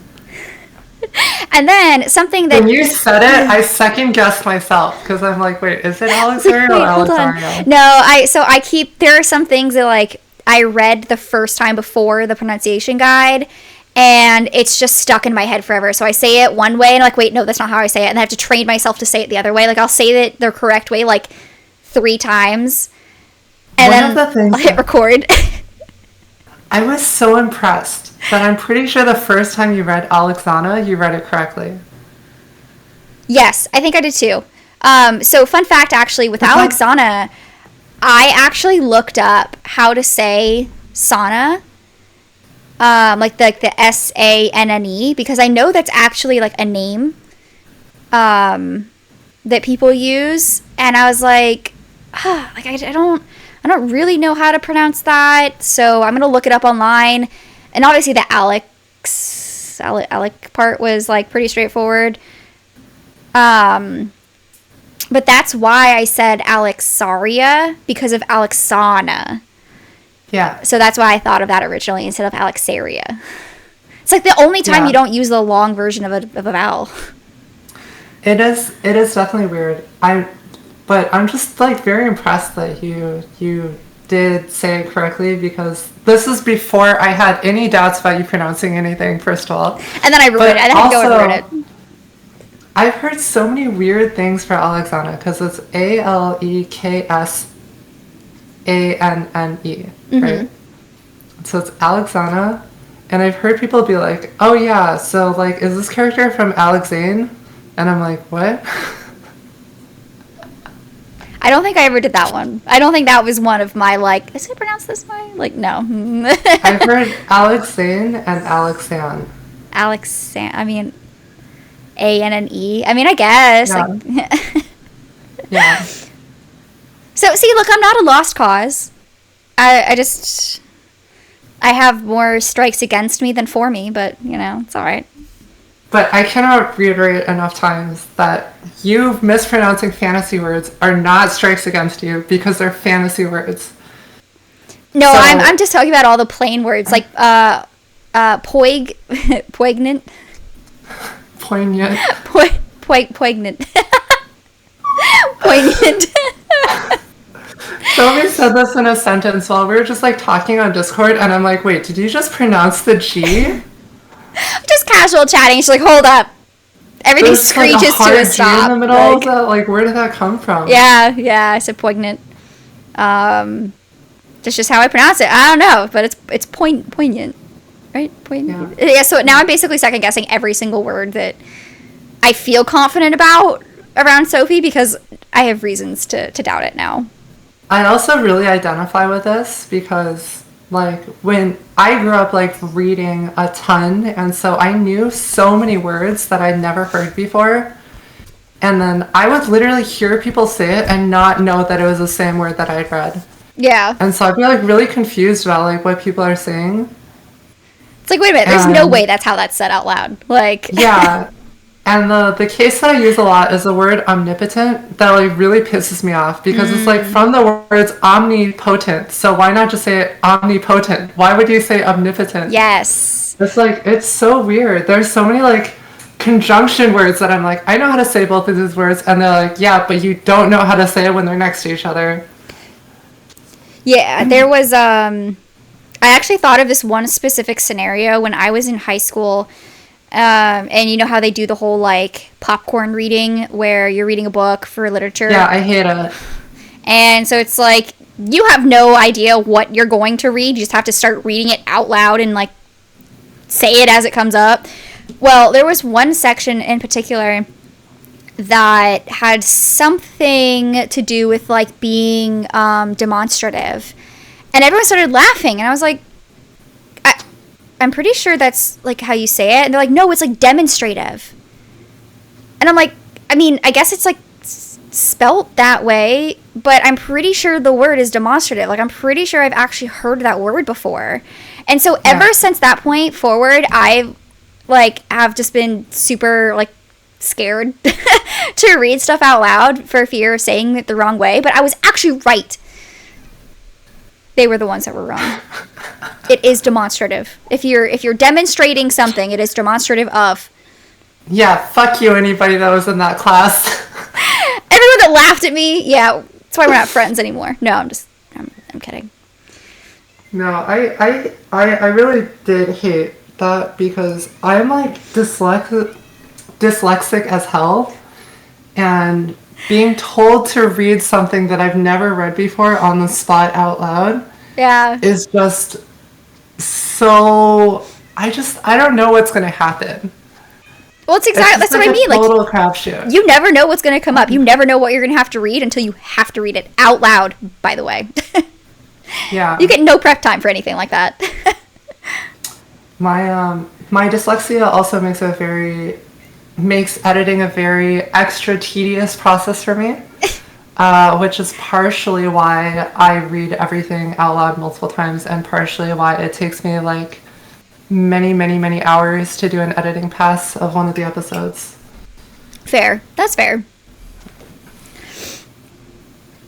So I'm lucky enough that I'm not afflicted with that. I'm just afflicted with massive amounts of anxiety at all times.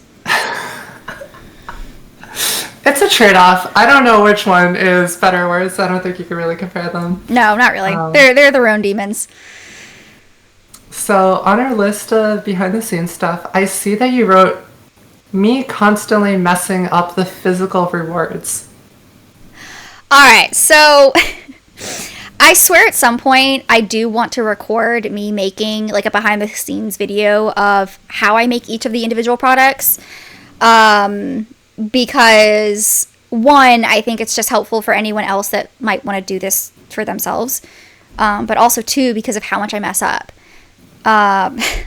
And yes, I'm going to preface this by saying like it is sort of a waste of resources, but at the same time, it's like I really only try to mess up if I can once, which is also like putting a lot of pressure on me to get it right. So basically what I mean, I'm going to use this as an example.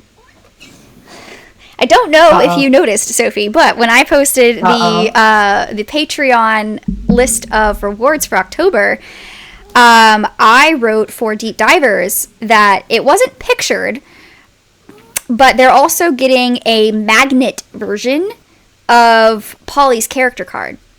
Because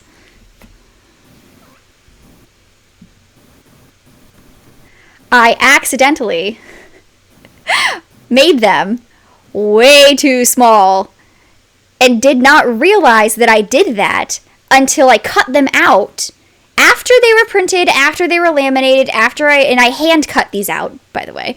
I then realized that I was like, is this really so so these are the actual cards themselves are 2.5 by 3.5, so like Pokemon sized, like trading cards. And I was like, this really just doesn't seem that correct in size. Like, I mean, obviously it's very much not the same size. So then I took my ruler for the first time in the entire process. I took my ruler and I measured this card after I had done everything for it. And it was like barely 2 inches by barely 3 inches. And I'm like, I don't understand. Okay. So, first of all, I did not know that. This is my first time hearing this or knowing about this. I'm not blaming you for printing it out wrong. I think that that's something that could happen to anybody. It's something that like I would probably do and not realize until afterward.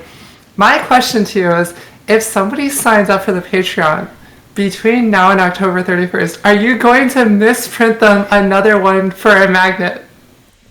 At this point, why not? At this point, I mean, sure. Anyone that wants to sign up, I will guarantee you that even though I've already printed these, I will print another one for you. All the way up until October 31st. This is like ultra exclusive, the only month that we're going to have misprinted tiny card magnets. I'm hoping. This is just, it is a like random bonus fluke. What isn't what isn't a fluke is the bonus Dragon Coast stamp that we are including for our Patreon members as well. This cute little stamp sticker. It is a sticker. Do not actually try to use it as a postal service stamp. I don't think we'll take it. They will not take it. I'm just telling you now. It doesn't matter what country you live in. They're not going to take a Dragon Coast stamp. We need to petition the government to make these legal. And then we'll just have Isarine land stamps floating around for USPS mail. I think that'd be a lot of fun. But anyway, so yeah, I also we went through 2 different versions of this bookmark because the original image that Sophie had sent me was the postcard minus the serpent head lake part, so it was just like the artwork on the background, and I was like, yeah, obviously I'm just gonna like crop a 2-inch by 6-inch section and use it as a bookmark. Obviously it's gonna look fine, and it looked terrible because it was just like a landscaped cut version of the artwork. So it was like, hold on, like, let me actually do this for you. Like, yeah. let's make it fine. I saw Shelby working on all the like rewards, and I'm like, oh my god, everything looks so good. And then I'm like, wait, what is that? She's like, something just looks off. It's like, let me send you something tonight. Like, I need to send you something. And I'm like, yeah, all right, fine, sure, whatever. If you want to send me something different, all right. She sent me this, and I'm like, yeah, all right, that's so much better. So I think it's been a lot of fun, like, designing all these different like art assets. It does take a tremendous amount of time and energy, and it's definitely something that it's like, if somebody wants to work on it, I would love if another person was like, I'll make the art for you. Hell yeah, fan art that we actually get to use and sell. Just keep that in mind. Yeah, I don't think that's legal. Well, no, if they make fan art of Isarine, is what I'm saying. Because it's I think it's, if somebody made fan art and then we used it for anything official, I would want to give them like some cut of it. They can just be nice and donate their assets to us, but like, that's fine. I get it. They can donate it, but I still want to give them some cut of whatever. Yeah. I don't know. It's like really dumb for me to take the stance because like we don't have money. It's like one thing if we're like rich and super successful and be like, yeah, I'll give you like 20%, but yeah, we'll cut you into the dollars that we're making, which at this point in time is like none. So, well, if anyone wants to help with that, we have. Hold on, I'll get this eventually. We have this right here. If anyone wants to help, fill our pockets. Patreon.com/the dark depths. The dark depths, right there. That's it. And you get cool rewards, like I showed you. And who knows? Maybe if I mess up, you get extra rewards that aren't supposed to be included. Because I will probably mess up quite a few times. Since I'm doing this by hand and I'm just winging it, literally, obviously, just winging it. The solution to my differing card size problem is about the resolution from the canvas size. So just FYI to anyone who's like making your own artwork and you're switching between resolutions, make sure that you double check that, because this is the difference between a 350 resolution, which made it smaller, and a 300 resolution, which made it the correct size. Oh, yeah. I always send my images to you at 300 DPI, so. Which is totally fine. I think I had opened up a canvas in 350 for something prior, and I didn't double check the resolution when I opened up an 8.5 by 11, because I print these on an 8.5 by 11 sheet. And it defaulted to 350 resolution, and so it turned your 2.5 by 3.5 card into something that's like 2 by 3. Little baby. It's tiny, but it's cute, and it's gonna be a magnet, because that's the best solution I could think of to turn it into something functional. All right, Patreons, if you I said that totally wrong. Okay, divers, if you join on Patreon today, I will start deliberately sending Shelby things in weird DPI, and she'll have misprinted everything. And then you'll get all sorts of interesting creative rewards every month. And like watch me slowly lose my mind as I realize that this is happening. You're like, how the fuck did you give me something that has 304.7 DPI? What does this mean? It's like, I don't even know how this is physically possible, but like, okay, I'm gonna have to figure it out one way or another. So, whatever. Yeah, let's join in to help me lose my sanity faster. I do think that these cards are super, super cool, though. And yeah, I really love the idea of having these, like, collectible, like, each card only exists for, like, this month. Mm-hmm.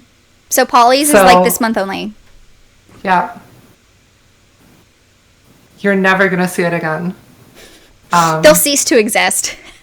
Yeah. They will literally only exist for the month of October, so like you have to wait a full calendar year to see them again. Yeah. Mm-hmm. Mm-hmm. Yeah.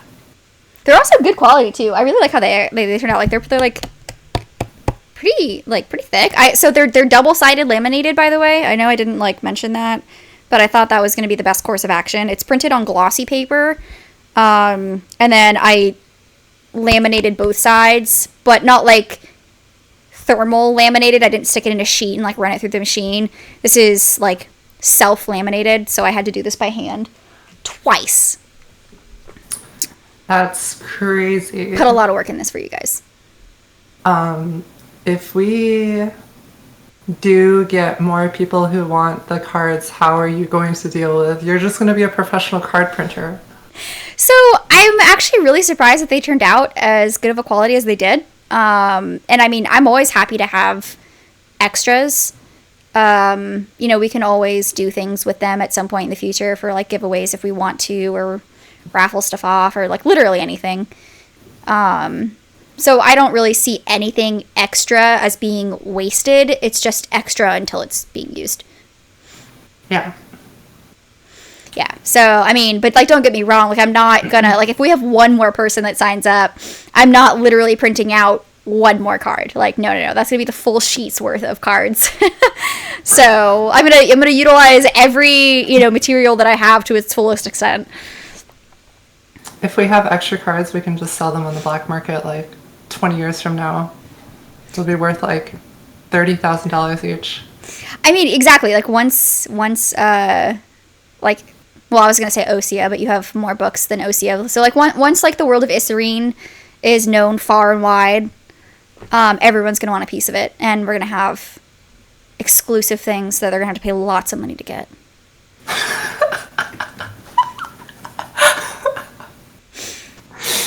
Oh. We're actually conniving. Yeah, so this is actually just a front for our drug empire, by the way. You know, I asked. Anyone was wondering. I asked what was considered a drug, to my roommate the other day, and I'm pretty sure these collectible cards can be considered a drug because they are truly, unique and, like, indispensable. I'm sorry, what? Yeah. A drug? So, okay. I was talking about from the perspective of, like, I know, like, medication is considered a drug, and then, like, you have, like, you know, actual drugs that, like, people consume outside of being a medication, and I think we were in this discussion of, like, from an addictive standpoint, like, point of view, is anything a drug if it's addictive, or does it have to have certain, like, components, like chemical compositions, to be considered a drug? But how you said that the collectible character cards are a drug? Yeah.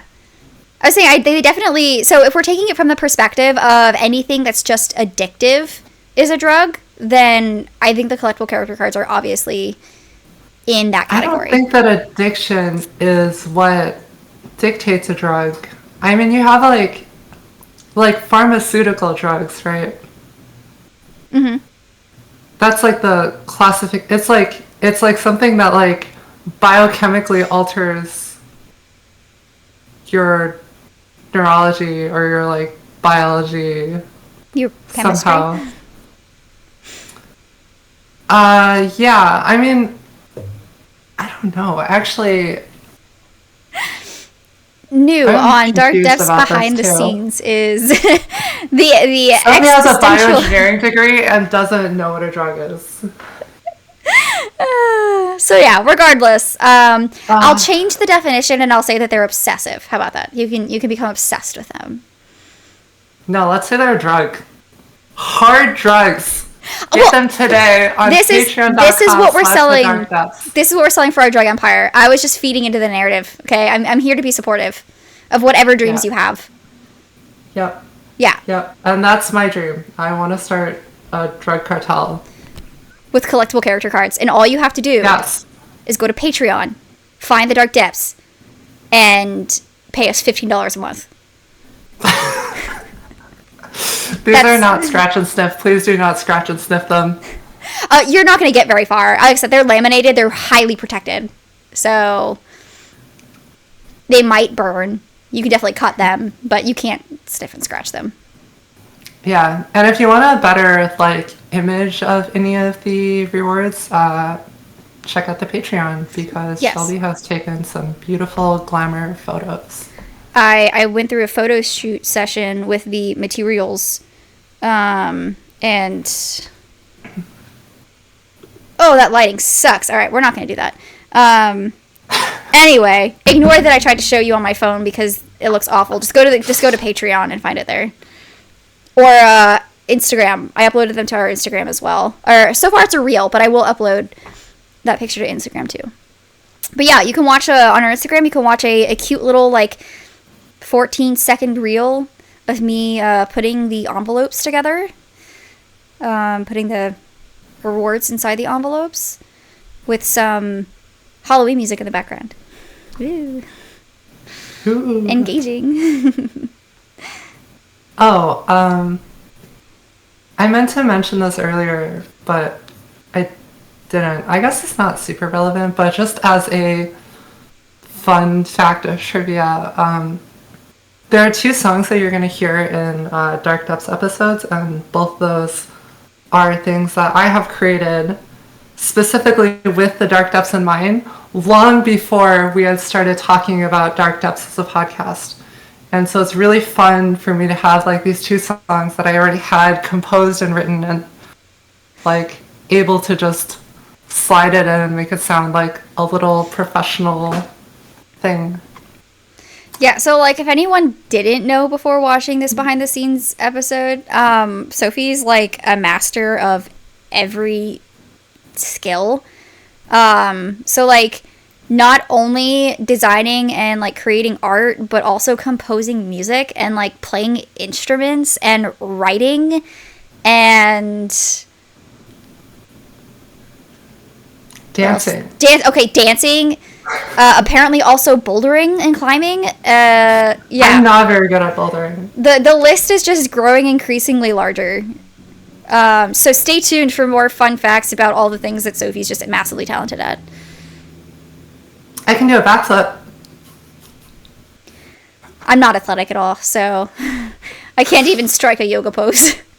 I can't touch my toes. I have a huge list of useless skills and talents that I picked up in my life. So it's always fun when I get to use. Can you ride a unicycle? Anything. No. Oh. I have never tried to do that. You can add that one to your list. Sounds scary. I have a friend who can do it.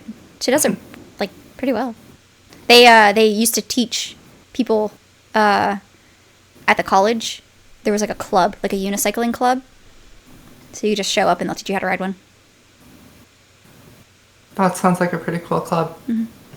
Lots of cool people. I don't think that we had a unicycling club. If we did, I might have been a part of it. But it was also like, at that time I was probably pretty scared of heights. And so yes. Unicycling has been kind of off the table for that reason. I've been relearning how to ride a bike because my boyfriend decided that he wanted to start going on like bike rides just like around the like complex and like the neighborhood and stuff. Mm-hmm. So he got himself a bike and then we went and got me one. And I definitely prefer the live version. Instead of like inanimate objects, I just want the things that like can give me sass and I have to argue with. The horses. Oh, okay. I was like, what are you talking about? I'll get there eventually. You lost me so fast that I was like, did I miss a chunk of this conversation? Yeah, basically Where am just I? like What's going on? Who am I?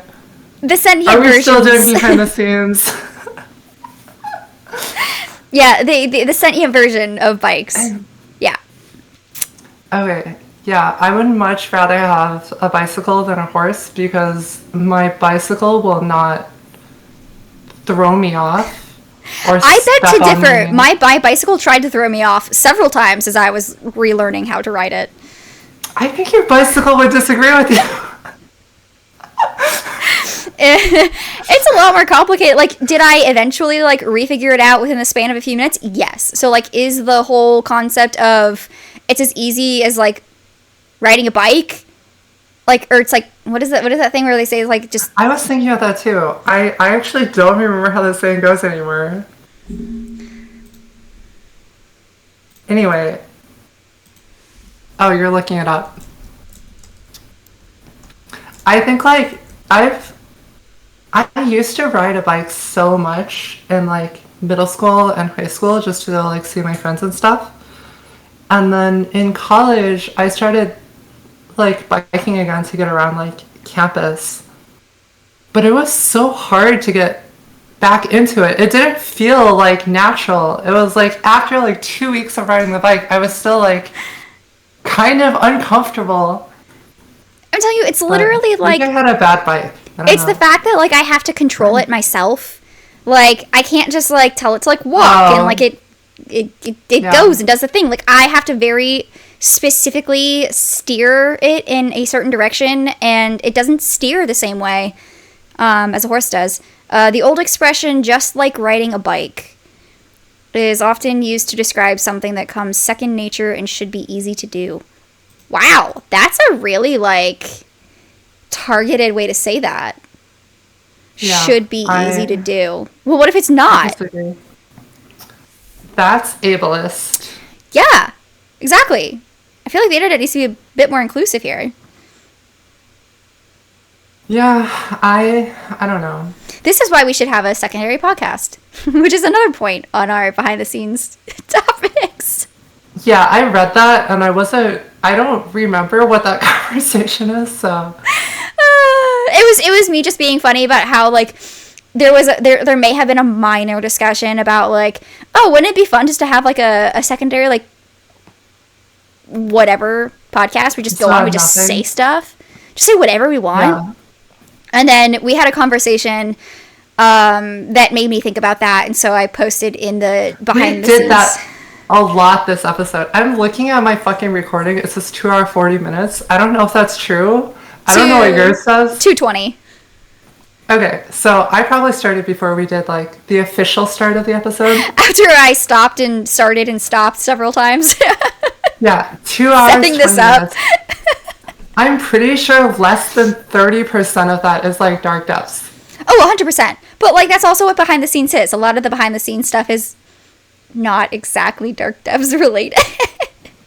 Yeah. It's all part of the creative process. Like, you're just trying to get a feel of, like, how we think and who we are behind the scenes, you know? Yeah. So if you're interested in just listening to me and Shelby talk about nothing for hours. Random ass nonsense. It's not going to be difficult for us. You can also just, like, submit, like, tell us what you want us to talk about. We'll take suggestions. Absolutely. You have to be a Patreon member to do that. And to be a Patreon member. See? Oh, I got it first time this time. Look at me go. I'm learning. Right there. Ooh. Right there. That's how you become a Patreon member. And you guys can influence the direction of our conversations by giving us whatever topics you want us to talk about. That's probably the most coherent thing I've said all day. I'm really proud of myself. For anyone that doesn't know, I can't speak unscriptedly. If the entirety of this behind the scenes podcast has not been clear enough. I will see. So Shelby's been, like, really talking up her inability to, like, improvise on the spot. And I'm starting to believe her less and less. Because she's like, oh my god, look at how bad this is. And I'm like, it's fine. I literally took a completely unrelated, just off-the-wall video that I took for, informational purposes, educational purposes, of, like, cross-country judging for horse things. And I was like, Sophie, here, this is for you. You can you can watch this. I didn't remember the context of her sending me this video, and I just watched 13 minutes of her talking about how to, like, do stuff at the show. And I was like, what am I watching? It was fine. There's nothing wrong with it. I'm just like, this information is never, ever, ever going to be used in my life for any reason whatsoever. It was, like, the perfect example of, like, an unscripted take of me recording myself, and that is heavily edited. It was fine. It's heavily edited. My favorite part was she said you didn't quite, you didn't notice, but, like, the second portion of that, I was in my car recapping the day, and every now and then I would just do, it's like, okay, and, like, slapping my leg as I'm trying to think of things to say, because that, like, every time I do, like, oh, okay, and also, you know, just in case anyone wants to know, like, that's my mind freezing. That's the moment where there are no thoughts. And that happens quite a lot. So I was surprised that, you were like, oh, yeah, no, I didn't really notice. Me just constantly slapping my leg in the video. I don't feel like it was that noticeable. But yeah, I feel like the video was fine. But we'll see. I've asked Shelby to do a 1 minute unscripted promo ad for the Dark Depths podcast. Just because I want to see what's going to happen. You never know what's going to come out of my mouth. Yeah, my intuition is that it's going to be totally fine. But if it's not, boy, do we have some content coming for you. So yeah, also part of the whole, like, Patreon awards that we're doing is blooper content, and I am getting into recording myself, doing the recording of the podcast episodes. So for episode 1, I recorded myself from start to finish. And there's surprisingly less amount of bloopers than I expected. But I think I'm sitting at like a minute and a half of just straight mess ups.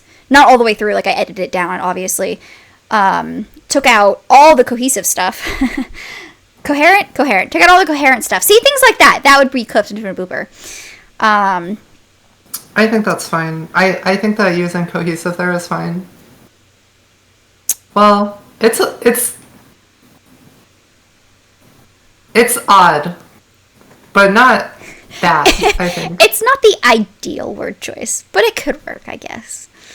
And that's also something I do. I'll just insert random words because I think that's what I'm trying to say, and then I'll sit there and I'll be like, wait a minute, that's actually not what I meant. I think this is another thing. I think this is like halfway between me being dyslexic and being a reader, like an avid reader, is a lot of the times I don't like look words up, and I just like learn them from context. And sometimes I just use them in the wrong context that I think makes sense. And then my partner is like, what the hell? That word doesn't mean what you think it means. I'm like, I'm going to use it that way because it feels right. It makes sense to me, and that's all that matters. Everyone else just has to figure it out. Yeah. Easy. What's the point of communication other than to make yourself feel good? It's expression. It's self-expression, okay? That's all that matters. Yeah, it's true. You are being avant-garde with the English language, and people are not appreciating that. People are not appreciating how cohesive you are. Yes, screw coherency. It's all about the cohesiveness. They don't understand that you can say things that are cohesive and sparse, and it is beautiful. As long as it's poignant enough.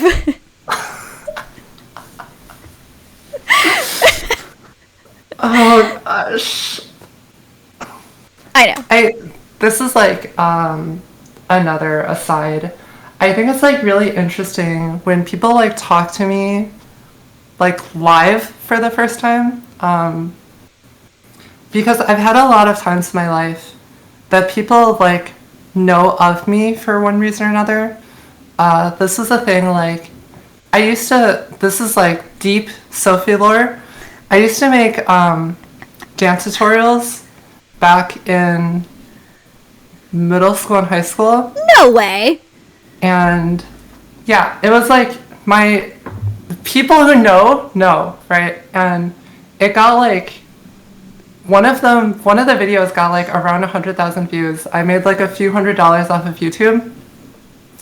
And like as a teenager, like this was really sick.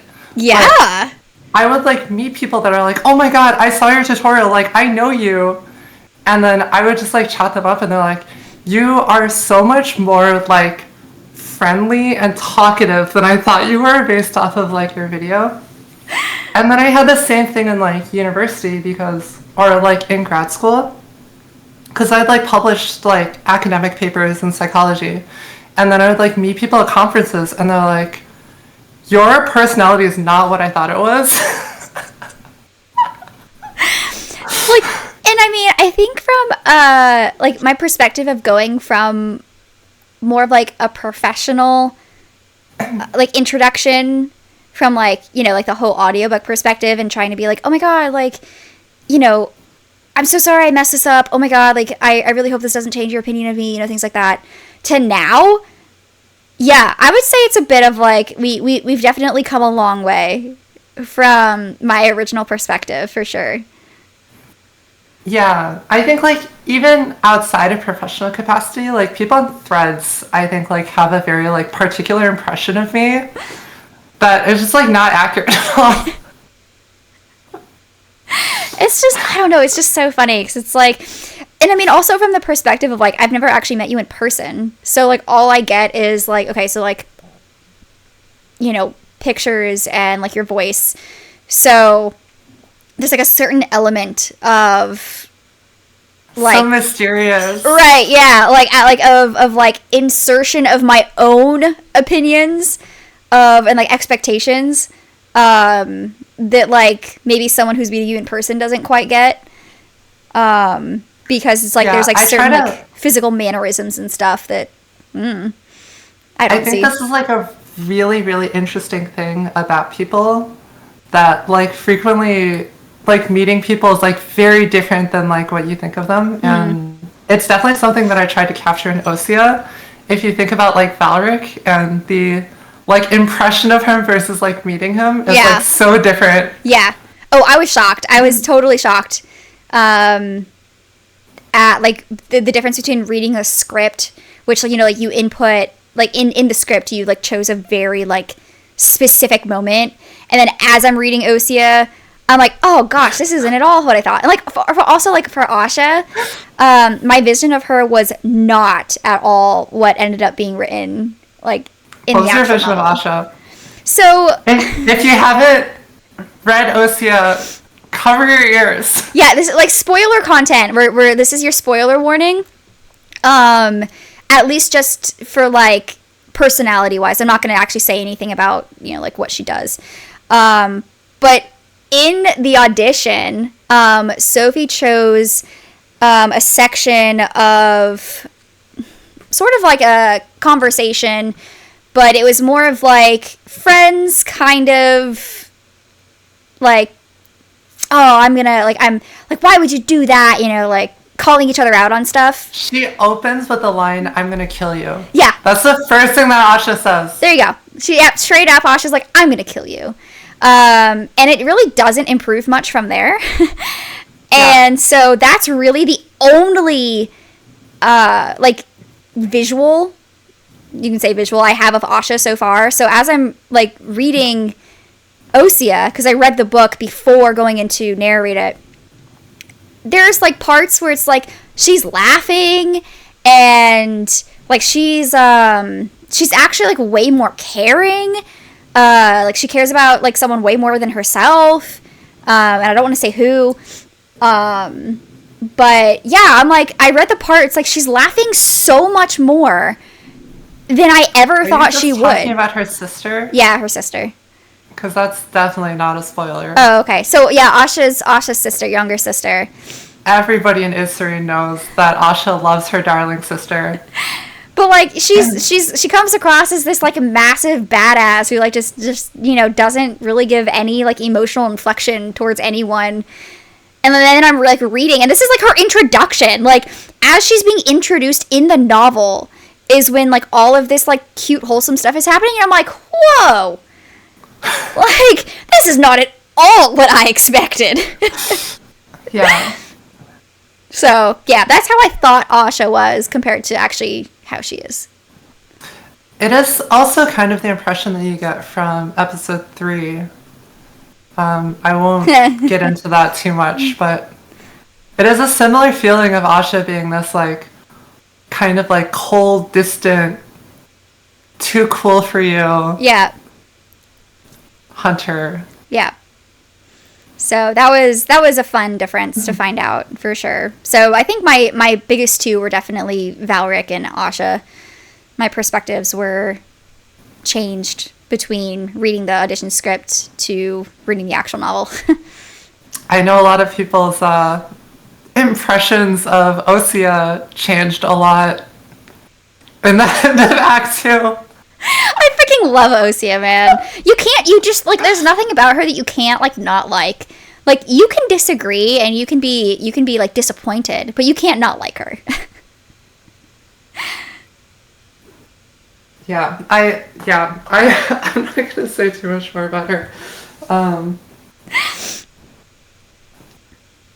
But yeah, I think I think that all of the writing stuff is really fun. I think it's really cool having this world that it now feels like you are a part of because you're doing the audiobook and now you're like the voice of this podcast. Mm-hmm.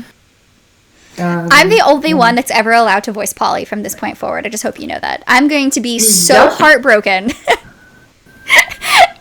if your, like, novel or, like, any part of Isarine gets developed in any other format, I have to be contacted to voice Polly specifically, or I'm going to be very upset. Wait, let me clarify this. Are you saying that if Polly shows up in any other story and says anything, that you want to voice those lines? Absolutely. Even if all she shows up in is just like, it says one line in like someone, like, you know, some other novel, I want to voice that one line, even if someone else is voicing the book. That's going to be complicated. I'm going to make a guest appearance. I am saying it here officially that I will try my best to make that happen. I am Polly. Polly is me.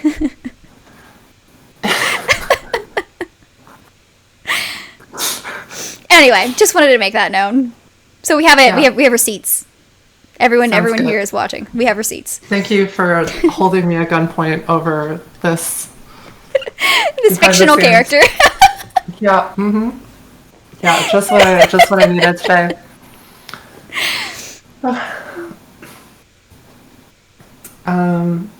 Is there anything else that you wanted to talk about, mention, anything lingering in your mind? I don't think for this one. I think we're going to have plenty of stuff that'll come up as we go for another one, but I think we have fully utilized every minute of our time appropriately for this behind the scenes video. This is longer than a feature-length film. I think at the very end of this, we need to like reward the people that have watched until the very end with something. Yeah, so the identity of the villain of season 1 in the Dark Depths podcast is... Listen to the episode. You'll find out. Can you imagine? Just spoils the entire season. Yeah, there is a lot of... I think as like a closing note for me, I think that it's really interesting hearing people and their like reactions from episodes 1 and 2. Mm-hmm. Because I think a lot of people listen to it and they're like, oh, that's just scary. But there have been some people that have really, really latched on to like the threads that connect things, mm-hmm. and have listened to the post-story dialogue stuff. If you don't know what that is, it's fine. If you don't know what that is, that means you need to go back and listen to the episode again. I'm calling out every person that doesn't know about the post-story dialogue because it really adds so much like depth and context to all the episodes. Yeah. Be true fans, guys. Listen all the way to the end. There are like a handful of people that have like really been like trying to theorize about like what's going on and like trying to connect things. It's also really interesting even like hearing your input on stuff where you're like actively trying to figure out like what the answers are to my writing, and some things I'll tell you and other things I'm like, I don't know, maybe I'll hold on to that. So literally throughout the process of the audiobook narration that we're at so far, I would read certain parts and then I'd like message Sophie and I'll be like, oh my god, like, is this what this is? And she's like, just read it. Or like I'm trying to come up with ideas for like character voices, like making them unique and like giving each character certain attributes. And she'd read something, she'd be like, before you do that, finish the book. Just finish it. Like, being so cryptic about it. And that's how I feel about these episodes, too. Okay, so I told Shelby this, too. But, like, originally, I didn't think that she would read Osea before doing the audiobook. Like, I know that it's something that would definitely make the audiobook narration better. But it's not like an expectation that I held. And so once she like committed to reading it, there were a lot of things that I'm like, I don't want to ruin the reading experience for you. This is a huge spoiler. Like if you didn't read it, I would just tell you straight up that like this is what this means, right? And this is why this character is like this. But if you're reading it, I'm like, maybe you should just finish that chapter and then see what you think after that. Just stop asking questions. It's fine. Just trust the process. Yeah. But yeah, it's kind of like how I feel about these episodes. Like I'm reading through them. Like, so I don't know ahead of time what Sophie's going to write. Like we might talk a little bit about like, oh, the theme or like a certain concept or something like that, but like I let her handle the writing process, and I don't really consult in on that very much. So when I'm reading it for the first time, I am also trying to figure out what the heck is going on and what all the pieces are and where they fit and all of that. So there are several times I'll message her after reading, you know, the first run through or something, and I'll be like, oh, is this what this means? Like, and then I have to like wait for the answer, and it's like, just tell me, I want to know. Like, it's fine. Yeah, luckily for now that we're working on this podcast, Shelby gets exclusive access to ask me questions that I will not tell anybody else. But it's all there if you listen to the episodes. Like, I mean, it's all there. There's a lot that you know now that is not in those episodes. Not yet, but they will be. Not yet, yeah. That's true. Yeah. It will all be in there. You just have to follow along. And yeah, if you're one of those people that loves to put different things together, like connect dots, the episodes so far have done that in the first two, and they will continue to do that in a much more like obvious way as we go on. But like, they're not, and this is what I love, is the episodes, this podcast in general, is not just about the horror aspect. It has a psychological element too that really makes you think. Like, if you're into digging deep and trying to find sort of like hidden meanings and hidden messages and, you know, things like that, oh my god, this whole podcast is just rife with those. But also, you don't have to. Like, if you're a person that doesn't really want to put the like mental investment in, which is totally fine. Some people just want to like be entertained by stories, and like that's fine too. Like, it's not that deep. It doesn't have to be that deep, but it can be that deep. Yeah, Osea is very much written in the same way that it can just be like a fun action adventure. But if you like really pay attention to stuff, you're like, wait, what is going on with these characters? Like, is this person like? There's a lot of stuff, I think, with both the Dark Depths and Osea that if you reread it with more context, you will find new things, which I think is something that I personally love in stories, where it's like you never have to do that to understand the episode, but if you do, you will get more out of it than other people. Yeah, absolutely. It's like watching a movie for the first time and then going back and rewatching it, like trying to focus on different aspects than you did the first time. You just notice so much more, and it's like it makes everything so much more like complex in a fun way. In a fun way. But yeah, so highly recommend listening to them in order. You don't have to though. And also just like focusing on the details. The details matter. Like I don't think there's any part of an episode that like Sophie puts in that's like just for fun, I want to say. The sections that are written with a purpose. And that's true. Yeah. And so like all the details are there, and they do matter, because some details you might mention in the beginning and it's like, oh, that's just, you know, like it's just scene setting. It's fine. Like I don't have to remember that. And then like it's the center stage of like the action later. And it's like, oh, that's right. Like, you know, you remember like from the beginning, you're like, oh, that's right, that happened. And I see how this led to that and why this is important, you know, things like that. So whatever. It's fun. Whatever. It's fun. It's fun. Such a Polly thing to say. Whatever. It's fun. Whatever. It's fun. Yeah. I'll throw that in the next one. Be sure to add myself a little note. Unnerving. I think that officially concludes our first behind the scenes. I would say so. Thank you. And also, I'm sorry. I'm sorry.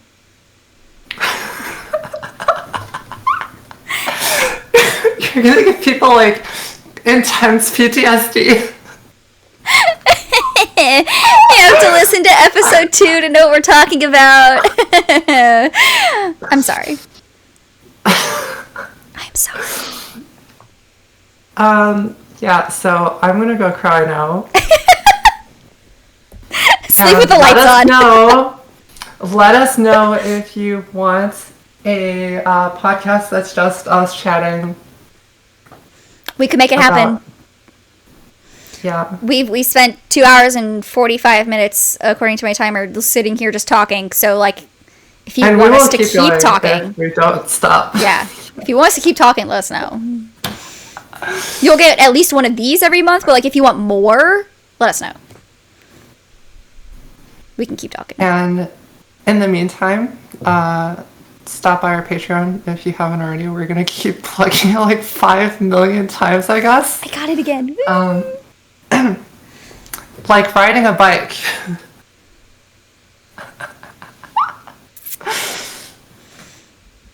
Those mid-episode behind-the-scenes throwbacks. So that makes for good writing. And then, yeah, the next stuff we have planned, I still have to finish the monthly blooper reel for the blooper content. And then we have our Halloween. Yeah, we have our Halloween episode coming out on Halloween. Spooky stuff. It's going to be formatted a little differently, but I think you're all going to like it. Mm-hmm. Much more of like a conversational, like join us in the conversation kind of like perspective. Like we're telling you a story as opposed to like gathering investigative style like research. So it's going to be pretty cool. And then with that, do you want to close out the behind the scenes with Polly's like dark depths? Yeah. Let me see how I. Hold on. I just gotta wing it. I'm absolutely not winging it. I'm absolutely pulling up my notepad right now and typing in my script. Freaking fine. Okay. Thanks for joining us behind the scenes, and next time we hope that you'll enjoy our Halloween episode. That's my unscripted version. That's not even how I wanted. That was so short. I wanted like a 2 minute. Okay, that's fine. That didn't even come out the way that I wanted it to. Whatever, it's fun. Whatever, it's fun. Okay, here. Right. I can do a better one. Ready? Okay, I can do a better one. Thanks for joining us on this Dark Depths Podcast behind the scenes video. We hope you enjoyed the entire 2 hours and 47 minutes. Make sure to follow us on Patreon at The Dark Depths. You can sign up for cool content rewards every single month, get episode access, and tell us what to talk about. Anyway, this is brought to you by Set from Sophie Industries and Shelby Ann.